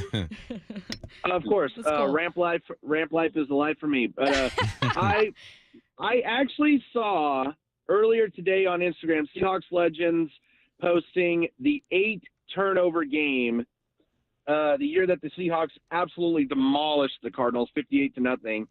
And I wanted to go off and say I want to see, how about instead of 8 turnovers, let's go with 10 turnovers. Let's go with 10 turnovers on Sunday. I want to see Leonard Williams get 2 pick sixes this time because I love seeing a 300-pound man rumble into the end zone for a pick six. So I want to see 10 turnovers by the Seahawks defense. Realistically, what I don't want to see, though, on Sunday, I don't want to see Geno Smith make stupid decisions. He has said numerous times that he says, I need to get better when it comes to decision-making. I don't want to see him make stupid decisions. That's it. And you guys mind, real quickly, you mind if I throw a wild card for the Mariners out here real quick? Go for it. What I want to see for Seattle Mariners opening day, I want to see Cody Bellinger part of this team. I want to see Nico Horner part of this team. I want to see Alex Bohm part of this team. I want to see a 120-win Seattle Mariners team go all the way to the World Series and win it. What I don't want to see is John Stanton as owner. Please, hey, Steve Ballmer, if you're listening to this, please buy the Mariners. We are in desperate need of your help. Thanks, Bump and Stacy. Thanks for the call, Mike. Hey, since we're doing it, I want to see $2.5 million in my bank account by next week. Mike was laughing at his own. Did you hear him laugh when he said, I want to see 10 takeaways? I like it, though. I like the energy from Dream Mike. big. Yeah. Mike here's what I'll say about Mike's prediction, and I'm paring it down. This has not been an offense that's scored a ton of points. And this has not really been a team that's completely demolished anyone this year, at least not since they were winning in their first 3 games. How would you feel if they did demolish the Cardinals, who I think are a team better than their record? I would feel like NFC West I'm winners? 10 feet tall. I mean, I feel great. I would feel better for these guys because you just don't get those games often in the NFL. You don't. Hardly do you get these blowouts. There have been a couple this year. Obviously, the Lions, I think, were a part of one. I forgot who they beat up. They're throwing passes to their linemen and stuff.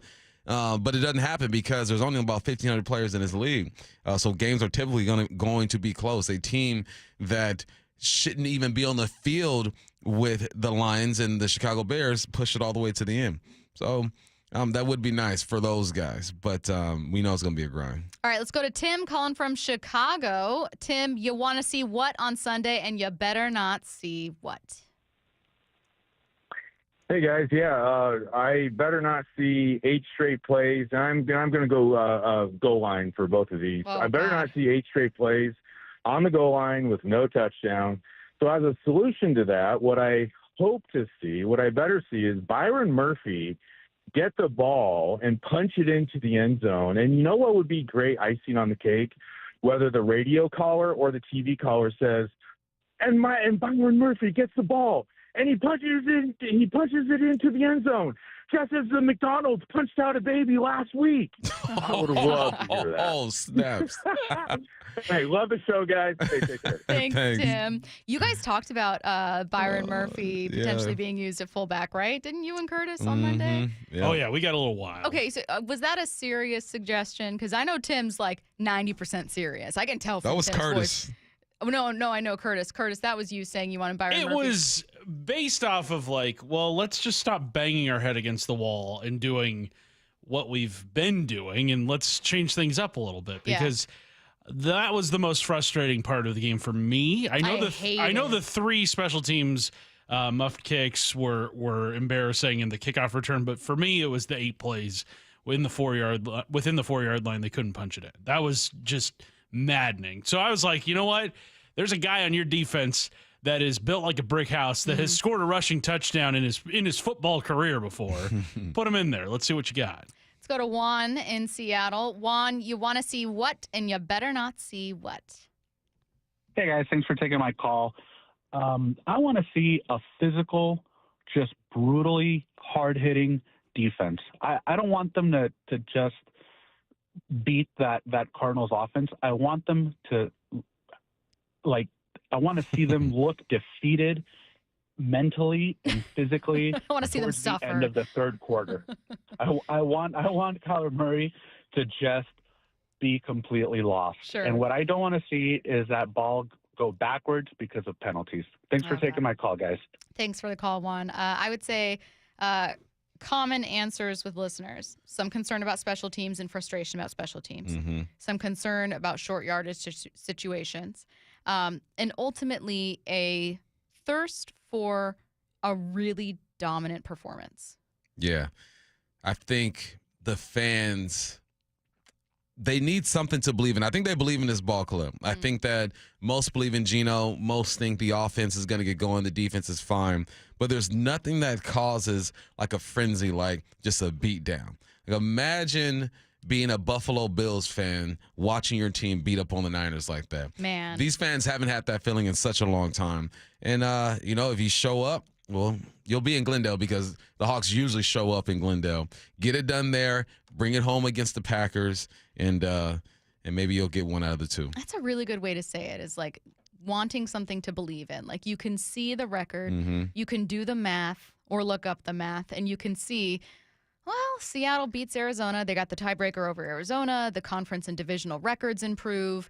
Your odds of getting to the playoffs are over 75%. You kind of have to mess up the bed in order to not make the playoffs at that point. Like you'd have to drop the majority of your remaining games. So you are statistically, in all likelihood, a playoff team if you beat Arizona. Does it feel like one, though? You're right. That's a really good point. I think what fans want is, hey, I know what the numbers say if they beat Arizona, but I want to feel that they can win. Want them style points, exactly, baby. Yeah, I want to feel that they can win a playoff game. Yeah. I want to feel like if they face Minnesota or Green Bay in the wild card round, I can go to this game thinking we got a shot. Because right now, if you had Minnesota this week, I wouldn't be feeling you're good. like, we can win, but you, like you said, you want to feel like going into this, your head is held high. Let's go throw these hands. Exactly. Hey, 12s, it's Fan Appreciation Night as the Seahawks take on the Green Bay Packers Sunday, December 15th. Seattle Sports is excited to give away 4 tickets for your chance to watch the game in person. All you need to do is open the Seattle Sports app and click the Win tab to find out how. If you don't already have the app, just text the word app, APP, to 866-979-3776, and we'll send you a link to download. Enter daily to increase your chances of winning. This contest runs through Monday, December 9th. Cardinals, coming your way next. Seattle Sports, your home for Wyman and Bob. He is Derek Hall. Weekdays 2 to 7. Tell us a little bit about the personality of your coach, Mike McDonald. A younger guy, just more relatable in a sense to his players and know what we go through on a daily basis. He's just so smart. He walks up and be like, y'all guys do this and do that. And guess what I do? Football and more football. And I think that's the biggest thing, man. He shakes your hand and do thumb wars and stuff like that, man. But he's amazing. He's amazing. On Seattle Sports and 97.3 FM HD2. In the fall, when the weather starts to change, Washington State sees an uptick in auto theft. A major reason is because of steamers. A steamer is when someone turns their car on to warm up and goes back inside the house, or when someone leaves their car running unattended. Car thieves are trained to spot steamers and will steal your car in a split second. Share this information with friends and family. Prevent the theft and keep yourself and your vehicle safe. These tips are brought to you by the Washington Auto Theft Prevention Authority. You gotta love football season, but when it comes to your windows and doors, you don't want any fumbles. Steve Rabel here, reminding you to trust locally owned Pella Windows and Doors of Western Washington to tackle your project. Their selection of windows and doors can't be beat, and they'll give you top-notch customer service with no trick plays. Schedule a free consultation with Pella Windows and Doors of Western Washington. Go to PellaPNW.com. That's PellaPNW.com. O'Brien Auto Group has some of the best new car brands in the Northwest. Those great new vehicles make the best pre-owned vehicles as well. O'BrienAutoGroup.com for the best factory certified vehicles. O'BrienAutoGroup.com for a large selection of the best pre-owned cars and trucks. O'BrienAutoGroup.com. Choose from hundreds of SUVs, trucks, hybrids, EVs, and more. O'BrienAutoGroup.com. One site is all you need. That's OBRIEN Autogroup.com. O'Brien. Want to listen to Seattle sports on your smart speaker? Hey, smart speaker, play Seattle sports. This message is powered by the EQC Sportsbook at Emerald Queen Casino. Emerald Queen Casino, the entertainment capital of the Northwest. Have you recently tried to get a loan to buy a piece of real estate? Are you tired of dealing with banks, credit unions, and their endless guidelines? Wouldn't it be nice to go back in time when we had common sense lending? Hi, I'm Scott Rureka, CEO of Legacy Group Capital based in Bellevue. We are one of the largest local private portfolio lenders in Washington. We've helped thousands of home buyers and real estate investors reach their financial goals by leveraging the Legacy Common Sense borrowing platform. What that means is we lend our own money, we make our own decisions. If your deal makes sense, we'll get it done. Whether you're purchasing a new piece of real estate or refinancing an existing loan, bridge loans, construction, or regular home loan, it doesn't have to be as difficult as banks and lenders make it. If you're trying to grow wealth through real estate acquisition, come talk to the experts in private lending. Call 425-635-4700 or LegacyG.com. Legacy Group Capital, your common sense lender. LegacyG.com. Bonneville, Seattle, and Seattle Sports are looking for organizations that regularly distribute information about employment opportunities to job applicants or have job applicants to refer. If your organization would like to receive notifications of job vacancies, please notify Human Resources at 1820 Eastlake Avenue East, Seattle, Washington 98102,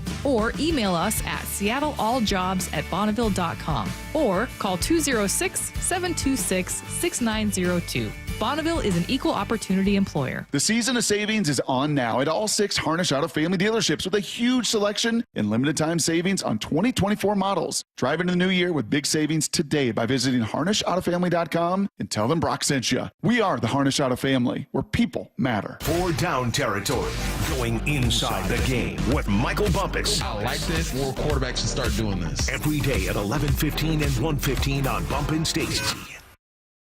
Seahawks Insider, brought to you by Pacific Lamp and Supply. Now here's Maura Dooley. Linebacker Ernest Jones has made a huge difference in the Seahawks defense since he was traded from the Titans at the end of October. He has an impressive 55 tackles through 5 games, but former Seahawk Lofa Tatupu explained to Wyman and Bob yesterday why those tackles are even more impressive to him. The quality of tackle is something I always look at when I look at how many tackles a guy has. Like, yeah, he'll have 10 or 11 tackles. At least 8 or 9 of those are at or behind the line of scrimmage. And there was one, just Breece Hall is a really good running back, and he's tough to take down. There was a stretch play where Ernest got off of not 1 but 2 blocks and made a tackle for loss on Breece Hall one-on-one. And I was just like, you don't see that very often. The Seahawks Insider is brought to you by Pacific Lamp and Supply. For the latest on the Seahawks anytime, go to seattlesports.com. Matt Coker here from West Coast Men's Health. Guys, if you're taking Viagra or any other pill for ED, I want you to ask yourself this question. Do I want to continue to do this for the rest of my life? If you're like most men, the answer is no. Here at West Coast Men's Health, we can restore blood flow naturally without pumping your body full of chemicals like you've been doing. Guys, you need to come in today and fix this problem now. Why are you putting this off? Viagra's not going to magically start working next week, and you don't want to use shots or go under the knife. Call us today and speak with our clinic manager. Ask him any question you like, how it works, the science behind it, and even the cost. Change your life today like the thousands of men who already have. If you're tired of dealing with ED or Peyronie's disease, then call West Coast Men's Health. With clinics in Redmond and Tacoma, call 206-519-6541. That's 206-519-6541. 206-519-6541. Online at westcoastmenshealth.com. I'm Bradley Johnson with 1-800-DUI-AWAY, and I want to talk to you about the holidays. They're a time for friends, family, good food, and ugly sweaters. But they're also when cops are out in full force, looking to pull you over and find evidence of DUI.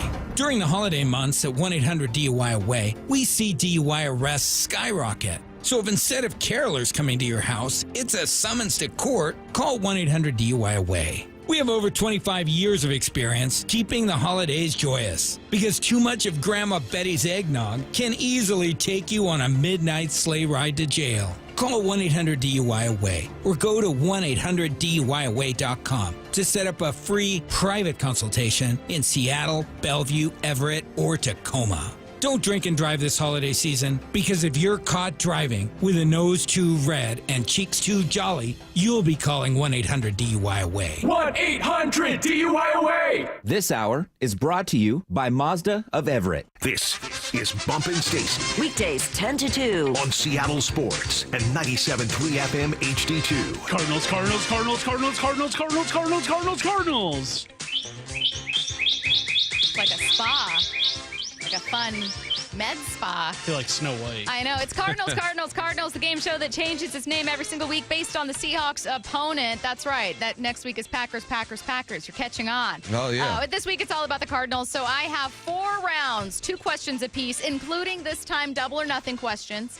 The rules are, for anyone who's a new listener, I don't know why you aren't listening every day. Embarrassing. There is a double or nothing question. That is, again, double or nothing. You lose the points if you don't get it right, or you get 2 points. You can only roll that once in the game. It's a double or nothing possibility for any question, though. So you could do it on the first question, fourth question, it doesn't matter. Your double or nothing is always related to the topic of your main question. So I'm not going to hit you with something. You're making yourself work, man. Let me tell you what. Cardinals, the second one in the last 3 weeks. The second Cardinals. I have created now... Got 16 Cardinals questions. Man. I know so much about this team. Okay. Some of this is about this year's Cardinals team to help you guys get ready. Some of it's general history, just to keep it fun for everyone listening if you're not a huge Cardinals fan. Bump is going to get us started. Round 1. Bump. Cards quarterback Kyler Murray was the 2019 Offensive Rookie of the Year. Who won the same honor last season?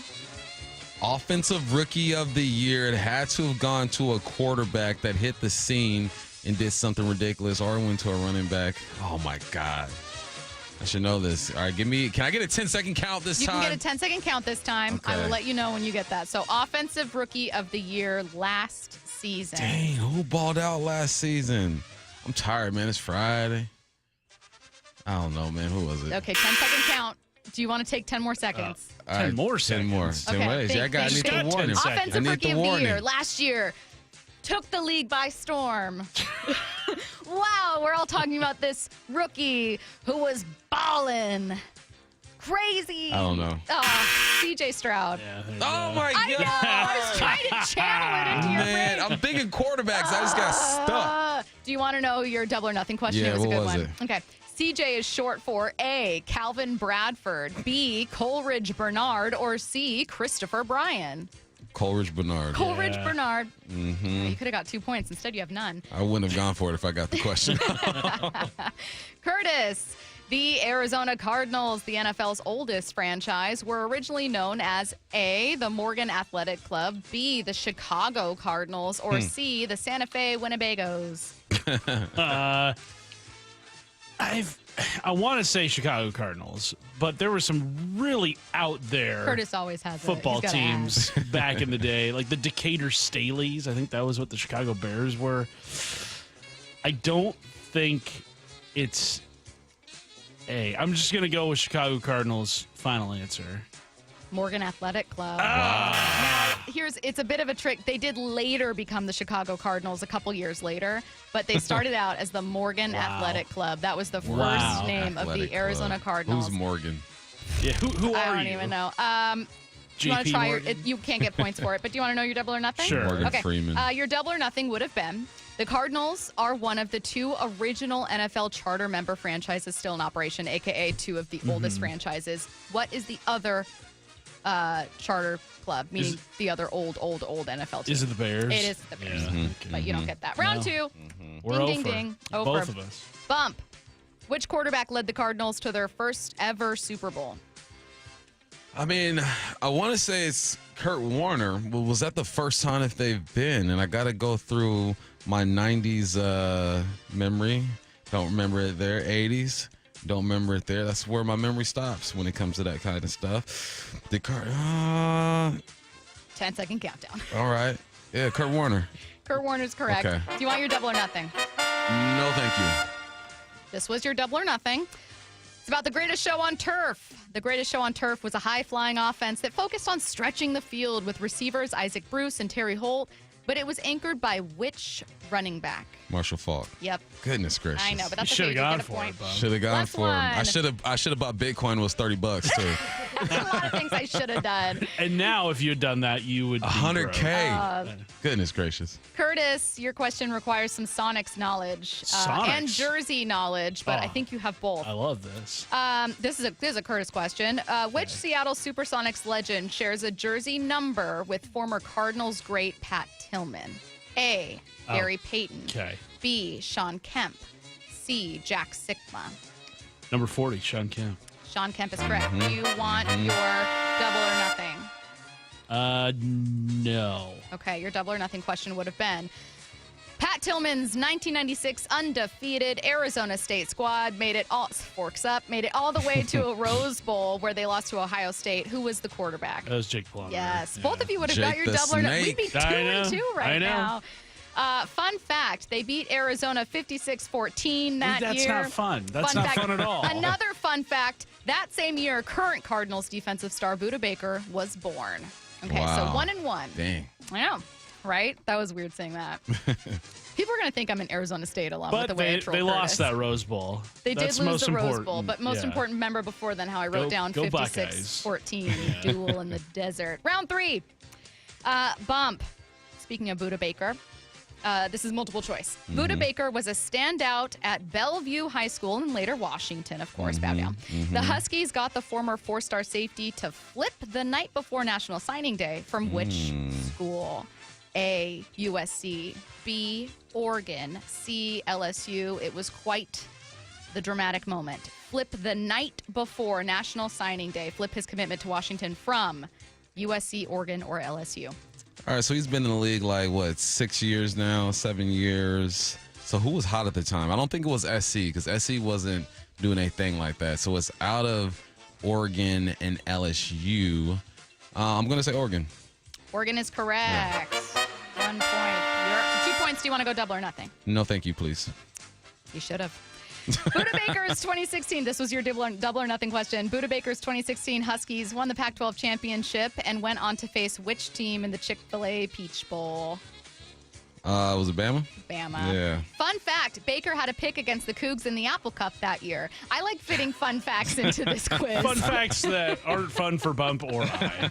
Bump is up to 2. Curtis, you have a chance to tie it with this one. Former Seahawks, this is tough, and I'm going to give you a little extra time. Okay. Former Seahawks first-round pick L.J. Collier has 3.5 sacks with the Cards this season. He was a first-round pick by John Schneider and Pete Carroll back in 2019, number 29 overall. How many first-round picks have been made by the Seahawks since Schneider took over as GM in 2010? Oh, here we go. I thought it would be a question you could answer. Yeah, he's going to Russell Okung and Earl Thomas in the same draft. So that's 2. That would have been, the 2010 draft, 2011. Okay, I didn't say all the time. They had a first-round pick that year, I'm pretty sure. 2012. I'm going to say 4. Then there was a big stretch where they didn't have any. So I don't think they had one in 2013 or 2014. you want me to give you multiple choice to speed it up? Yeah, this is going to be hard. All right. Is the answer 8, 10, or 12? I'm going to say they have had 10 first-round picks since John Schneider took over as GM. 12. I'm sorry, it was a tough one. I should have. Yeah, that was the toughest Yeah. question on the quiz. Your double or nothing would have been, who was the last first-round pick not made by John Schneider? Oh. Was it Aaron Curry? It was Aaron Curry. Wow. Okay, Bump. You can seal it if you get your double or nothing right. Otherwise, you could just take the point, and Curtis has to get a double or nothing. Okay. Round 4, Marvin Harrison's NFL debut came against the Arizona Cardinals, his son's future team. Against which team did his son's NFL debut come? I knew that was going to be it. Oh, no multiple choice? Yeah, well, it's one of 32. Curtis just had to go through the history of Seahawks first-round picks. All right, so if I just name teams, then you'll give me like a multiple choice. You only get one answer. Yeah, one guess. I mean, he started to work through it, and then you said, you know what? Let's hook him up. He still got it wrong. Arizona Cardinals' first game of the season. First game of the think season. Back. We were talking about it. I think they won too, right? They came out the gates hot. Was it the Jets? It was the Bills. Remember I knew that. Bills? I know you knew it. That's why I had it. Your double or nothing question would have been just a true or false. Marvin Harrison Sr. was part of a Colts team that is still the only AFC South team to win a Super Bowl. True. Yes. Yep. All right, Curtis, There we go. you need to get at least your question right, okay? Like the Seahawks, the Arizona Cardinals defense has been quietly improving after a rough start to the season. They haven't allowed a 100-yard rusher since week 4 and haven't allowed 100 rushing yards total since week 8. Good for them. Excluding L.J. Collier and Budda Baker, who were both on this quiz, can you name me 2 Cardinals defensive players? 2 defensive players. Darius Robinson, their first-round pick. And I'm going to say, Sneaky tough question. This is very tough. Choose a defensive player, any player. I wouldn't be able to answer. I'll just let you know. Solidarity. There is. Trying to think of like pass rushers that they have. Boy, what a no-name defense this is. Well, and I didn't want to ask Bump the question because he's had to prep for it, so I knew that he. Yeah, I'm gonna say. There's a Coug on their defense, right? He's in their secondary. When's that 10 seconds? 10 seconds starts now. I'm not going to get it, no. All right. Bump, you won this Kaiser week. White. Yes. Okay, Zayvon so Collins. We are way over. I will let you know the tiebreaker question when we get back because I just really want you guys to guess it. All right. Okay. Get your questions in for what I need to know, 866-979-3776. Seattle Sports, your home for Brock and Salk. A huge game this weekend. A Seahawks win would make them 62% likely to make the playoffs. Cardinals would drop to 17%. If the Cardinals win, it would be 71 for them and 11% for Seattle. That swing is because It's a of big what swing. Arizona has left in their schedule, which is much more favorable, and what you've got in your schedule, which is 2 of the top NFC North teams. Yeah, your schedule gets a little bit tougher, and you've got to have this one. Period. End of story. On Seattle Sports and 97.3 FM HD2. Well, the holidays are certainly here, and so are big meals, full bellies, and a ton of leftovers. It's easy to lose sight of your nutritional and fitness goals with so much going on this time of year. It's Mike Salk here, and let me offer a little bit of salvation. Eastside Weight Loss Clinic allows you to maintain eating delicious food at comfortable portions and still lose weight, lots of it. I lost 35 pounds in 8 weeks, 10 pounds in the first week, and I was still able to eat good, healthy meals. My plan didn't include any exercise, no cardio, and I still lost weight. Heck, that's all I needed to hear. Schedule a free 15-minute phone consultation with Eastside Weight Loss Clinic and see if you can lose weight during the holidays and without exercise. I mean, that should be the biggest test of whether it works or not. And guess what? It does. Eastside Weight Loss Clinic is healthy, sustainable weight loss that works. No gimmicks, no tricks, no drugs, no injections, all real food that you buy at the grocery store. You can call them at 425-588-0080 or go to eastsideweightlossclinic.com. Dr. Ryan Coogan, DC. Results may vary. This is the story of the one who, as a maintenance specialist for a historic high-rise, knows that vintage charm historically needs constant attention.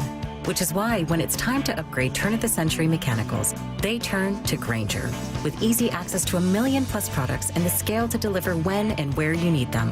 The right tools and supplies are never far away, so the one can keep that vintage building running like new. Call, click Grainger.com, or just stop by. Grainger, for the ones who get it done. Guys, it's finally here. Wendy's new salted caramel frosty. It's cold, salted, yet perfectly sweet, delicious, and it's at the top of Santa's Christmas list. What? Santa has a list too, you know. And he's a huge salted caramel frosty fan. Probably why he's so jolly all the time. The iconic frosty with a salted caramel twist? Gotta be Wendy's. Limited time only at participating U.S. Wendy's. Salted caramel frosty flavored with other natural flavors. Do you hear that? These are the sounds of our jeweler's workshop at Shane Company, where they're working their magic to bring beautiful, fine jewelry gifts to life. At Shane Company, we love jewelry as much as you do, and we know what it takes to create something special. No matter your budget, we craft our jewelry with expert care to be passed down for generations. With jewelry craftsmen in every store and an unmatched free lifetime warranty, we're here to make sure your jewelry always shines bright. Stop by and shop online at shaneco.com. Shane Company, your friend and jeweler. What's your holiday tradition? Now, if you're like me, it involves gathering around a big meal to celebrate. Well, what if there's no food on the table? Hey, it's G. Scott. This year, help someone less fortunate celebrate the holidays by supporting Nourishing Neighbors. The Nourishing Neighbors program provides grocery cards to the people who are the most impacted by food insecurity. So make a donation next time that you're at Safeway and help make sure everyone is welcome at the table for the holidays. Go to nourishingneighbors.com to learn more. Join Seattle Sports and Treehouse for the 36th year of Holiday Magic. Helping provide holiday gifts and year-long support for the more than 6,000 youth and young adults in foster care statewide. When a child receives a holiday gift or a winter coat, they create memories that last long after the chill and winter passes. Over 36 years of Holiday Magic, we've delivered 182,000 gifts across our state. So join Seattle Sports and Treehouse and share the joy of the holiday season. Text MAGIC to 888-973-5476 to learn more. The Mike McDonald Show. The first word from the head coach after every Seahawks game. We want to play a certain way, and you're just going to chisel away at it every day. Presented by Emerald Queen Casino. We meet by accident, fixing every last bit, accurate auto body. If you've been in an auto accident, you have the right to take your vehicle to any repair facility. Accurate Auto Body has been family owned and operated since 1994, and they work for you, not your insurance company. Your insurance company may not love them, but you will, because we meet by accident, fixing every last bit, accurate auto body. 1-877 Cars for Kids. KARS Cars for Kids. Hurry! It's your last chance to donate for 2024. Donate your car today. Donate today at carsforkids.org. That's cars with a K. Your car can be picked up as soon as the next day. Receive a tax deduction and vacation voucher. 1-877 Cars for Kids. Donate your car today. Now accepting donations of land, homes, buildings, or any kind of real estate. Hey, Brock Ewart here with Shannon O'Kelly, President and CEO of IRG Physical and Hand Therapy. And Shannon, we're not just rehabbing injuries anymore.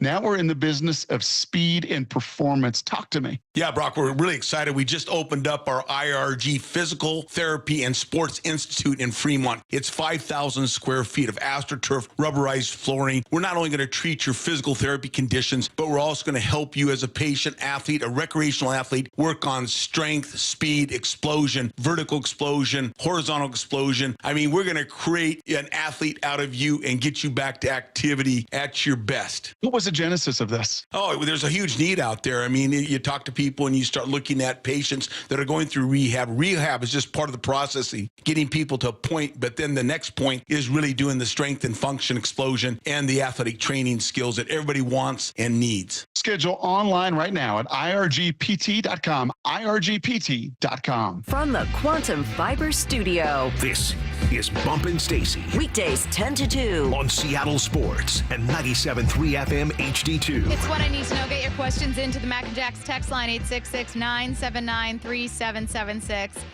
While you guys get those sent in, your guys' tiebreaker question would have been going back and forth naming zodiac signs. I was really hoping to get to that, but bump one. Your tiebreaker question was going to be in honor of Kyler Murray. The original Call of Duty, released in 2003, focused on what real-life war setting? It's World War I, right? World War II. Yeah. Oh, okay. That was a classic, man. I was late nights playing that game. 2003. Isn't that crazy? Yeah, that's nuts. All right, 866-979. Xbox Live. What y'all know about that? 776. The huge controller. Mm-hmm. What I need to know. I love getting gift cards for Christmas, says one listener, but some people think they're tacky and impersonal. What are your thoughts? No, if it makes sense. Yeah. You know, if there's some thought put into it. If you're not standing in the card aisle for like 5 to 10 minutes trying to figure out which one works, then the card ain't worth it. I think it's like if you like just getting a random Visa card when it's like your spouse and they're like, but I got you all these personalized things. I'm thinking of the actual card. You know what I'm Christmas saying? Oh, no, like gift card. Oh no, that's cool, man. Give me $100 at Starbucks. I'm straight. That's what I'm saying. Like I think it's completely appropriate if it's like I know that. Like if Derek knows I like Sephora and gets me a Sephora card, there's still thought there. Yeah. It's saying, I know you like this store, and so here, on me. I just don't know what blouse you're going to like. Right, exactly. So instead you'll be like, hey, here's a Nordstrom gift card. Yeah. Well, and I think you get gift cards for people to a store that they like because, at least personally speaking, if I were to get Brenna anything from Sephora, I would have no idea what I'm buying. I trust her to pick out what she wants. I would love for each of you to buy gifts from Sephora and then explain, like, so this here is a face serum. You use that. You know how many or gifts so I was told. my wife has taken back? I just put the receipt in there like, look, man, let's go do your thing. Let's see. 866-979-3776. Your must-have snack if you're going on a road trip. Pringles. I don't know why I thought Cheez-Its. I don't remember the last time I bought them, but that's the first thing I thought of. Cheez-Its They're so good. bomb. They're so good. What I need to know, over under number of touchdowns Byron Murphy will score this year. You only got a couple games left. 0. What if it's 1? So if I say it's 1, are you taking the under? Yeah. Curtis, are you taking the under or over if it's 1? I will. You gotta go like 0.5. You gotta go under. I'll go over. What I need to know, real tree or artificial? You know, growing up, I was about that real tree life. I've changed. Artificial for days. You've changed. Artificial. It's so much easier. You know what I did starting this year is real garland over the mantle and then a fake tree. So you get the smell, with like a fraction of the mess. With that. 866-979-3776. Are you a big Costco shopper? I mean, going there tonight. I pay for it. I don't visit it, but yeah. Someone wants to know the most underrated thing at Costco. Oh, the clothes. Yeah. That's actually clothes. And they're cheap, man. And they're good quality. Yeah, that's a great answer. I can shop for the year. Okay, I don't know about all that. Costco. I don't know about all Every that. occasion. What do you need? I will say though, we like to get a rotisserie chicken every time we go because it's like $5, and then you can use that for multiple meals. What I need to know, probably a frequent question, but what's your take on how soon or late to have a Christmas tree up? We put ours up after Thanksgiving and take it down on New Year's Day. That's exactly what we do. Ours was up December 1st or 2nd. Yeah. Yep. I think what's too late? If you go to someone's home and they have a Christmas tree up on this day, you're judging them. January, as soon as you get to Martin Luther King Day. Like, I think that's a good. Respect Dr. King. Take the tree down. Dr. King would not have. He would not approve of this. No, absolutely Put his not. tree up that late. I'm going to say if we're into Black History Month. Right? And you've got that tree up. Come on, man. You're being disrespectful. You're being disrespectful. 866-979-3776. Someone said what flavor of Pringles for the road trip. That's important. The green can, whatever that is. Is it like a sour cream and onion? I think so. Let's see. If you could trade any Mariner for any Seahawk, who would it be? Maybe like, I'm assuming they're meaning someone who would play. I would trade. I mean, I put Julio on. Who's got a baseball background on the Seahawks? Somebody Taylor has Trammell to. used to have a football background. Yeah. Or am I thinking of? Well, no, Taylor Trammell. Julio, I believe, is bigger than DK in terms of like height and weight. I'm betting Julio at tight end, post up in the end zone. Julio would get his head knocked off running on a football field. Just the same as DK would look silly swinging at a slider. Oh, DK whiffed, what was it, twice in the celebrity softball game? Yeah, not a good look, DK. What's the weirdest candy cane flavor you've tried? I don't know. I they keep it really pretty consistent. There's a fruity one that's pretty good. It's like 3 colors on it. Yeah. I know they have like bacon ones where I'm like, I'm not. I wouldn't touch that. No, it's not. It's not for me. It's simply not for me. It's a no for me, dog. All right, you guys, that'll do it for us. Make sure you're downloading the Bump and Stacy podcast wherever it is you get your pods, including Spotify and SeattleSports.com. Wyman and Bob coming your way next.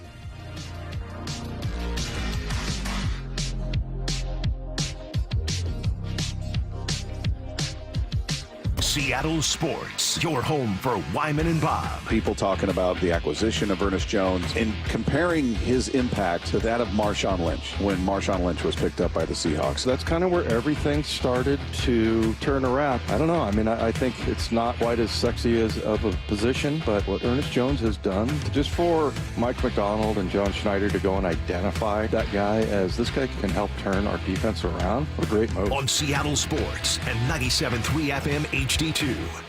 Your business needs a network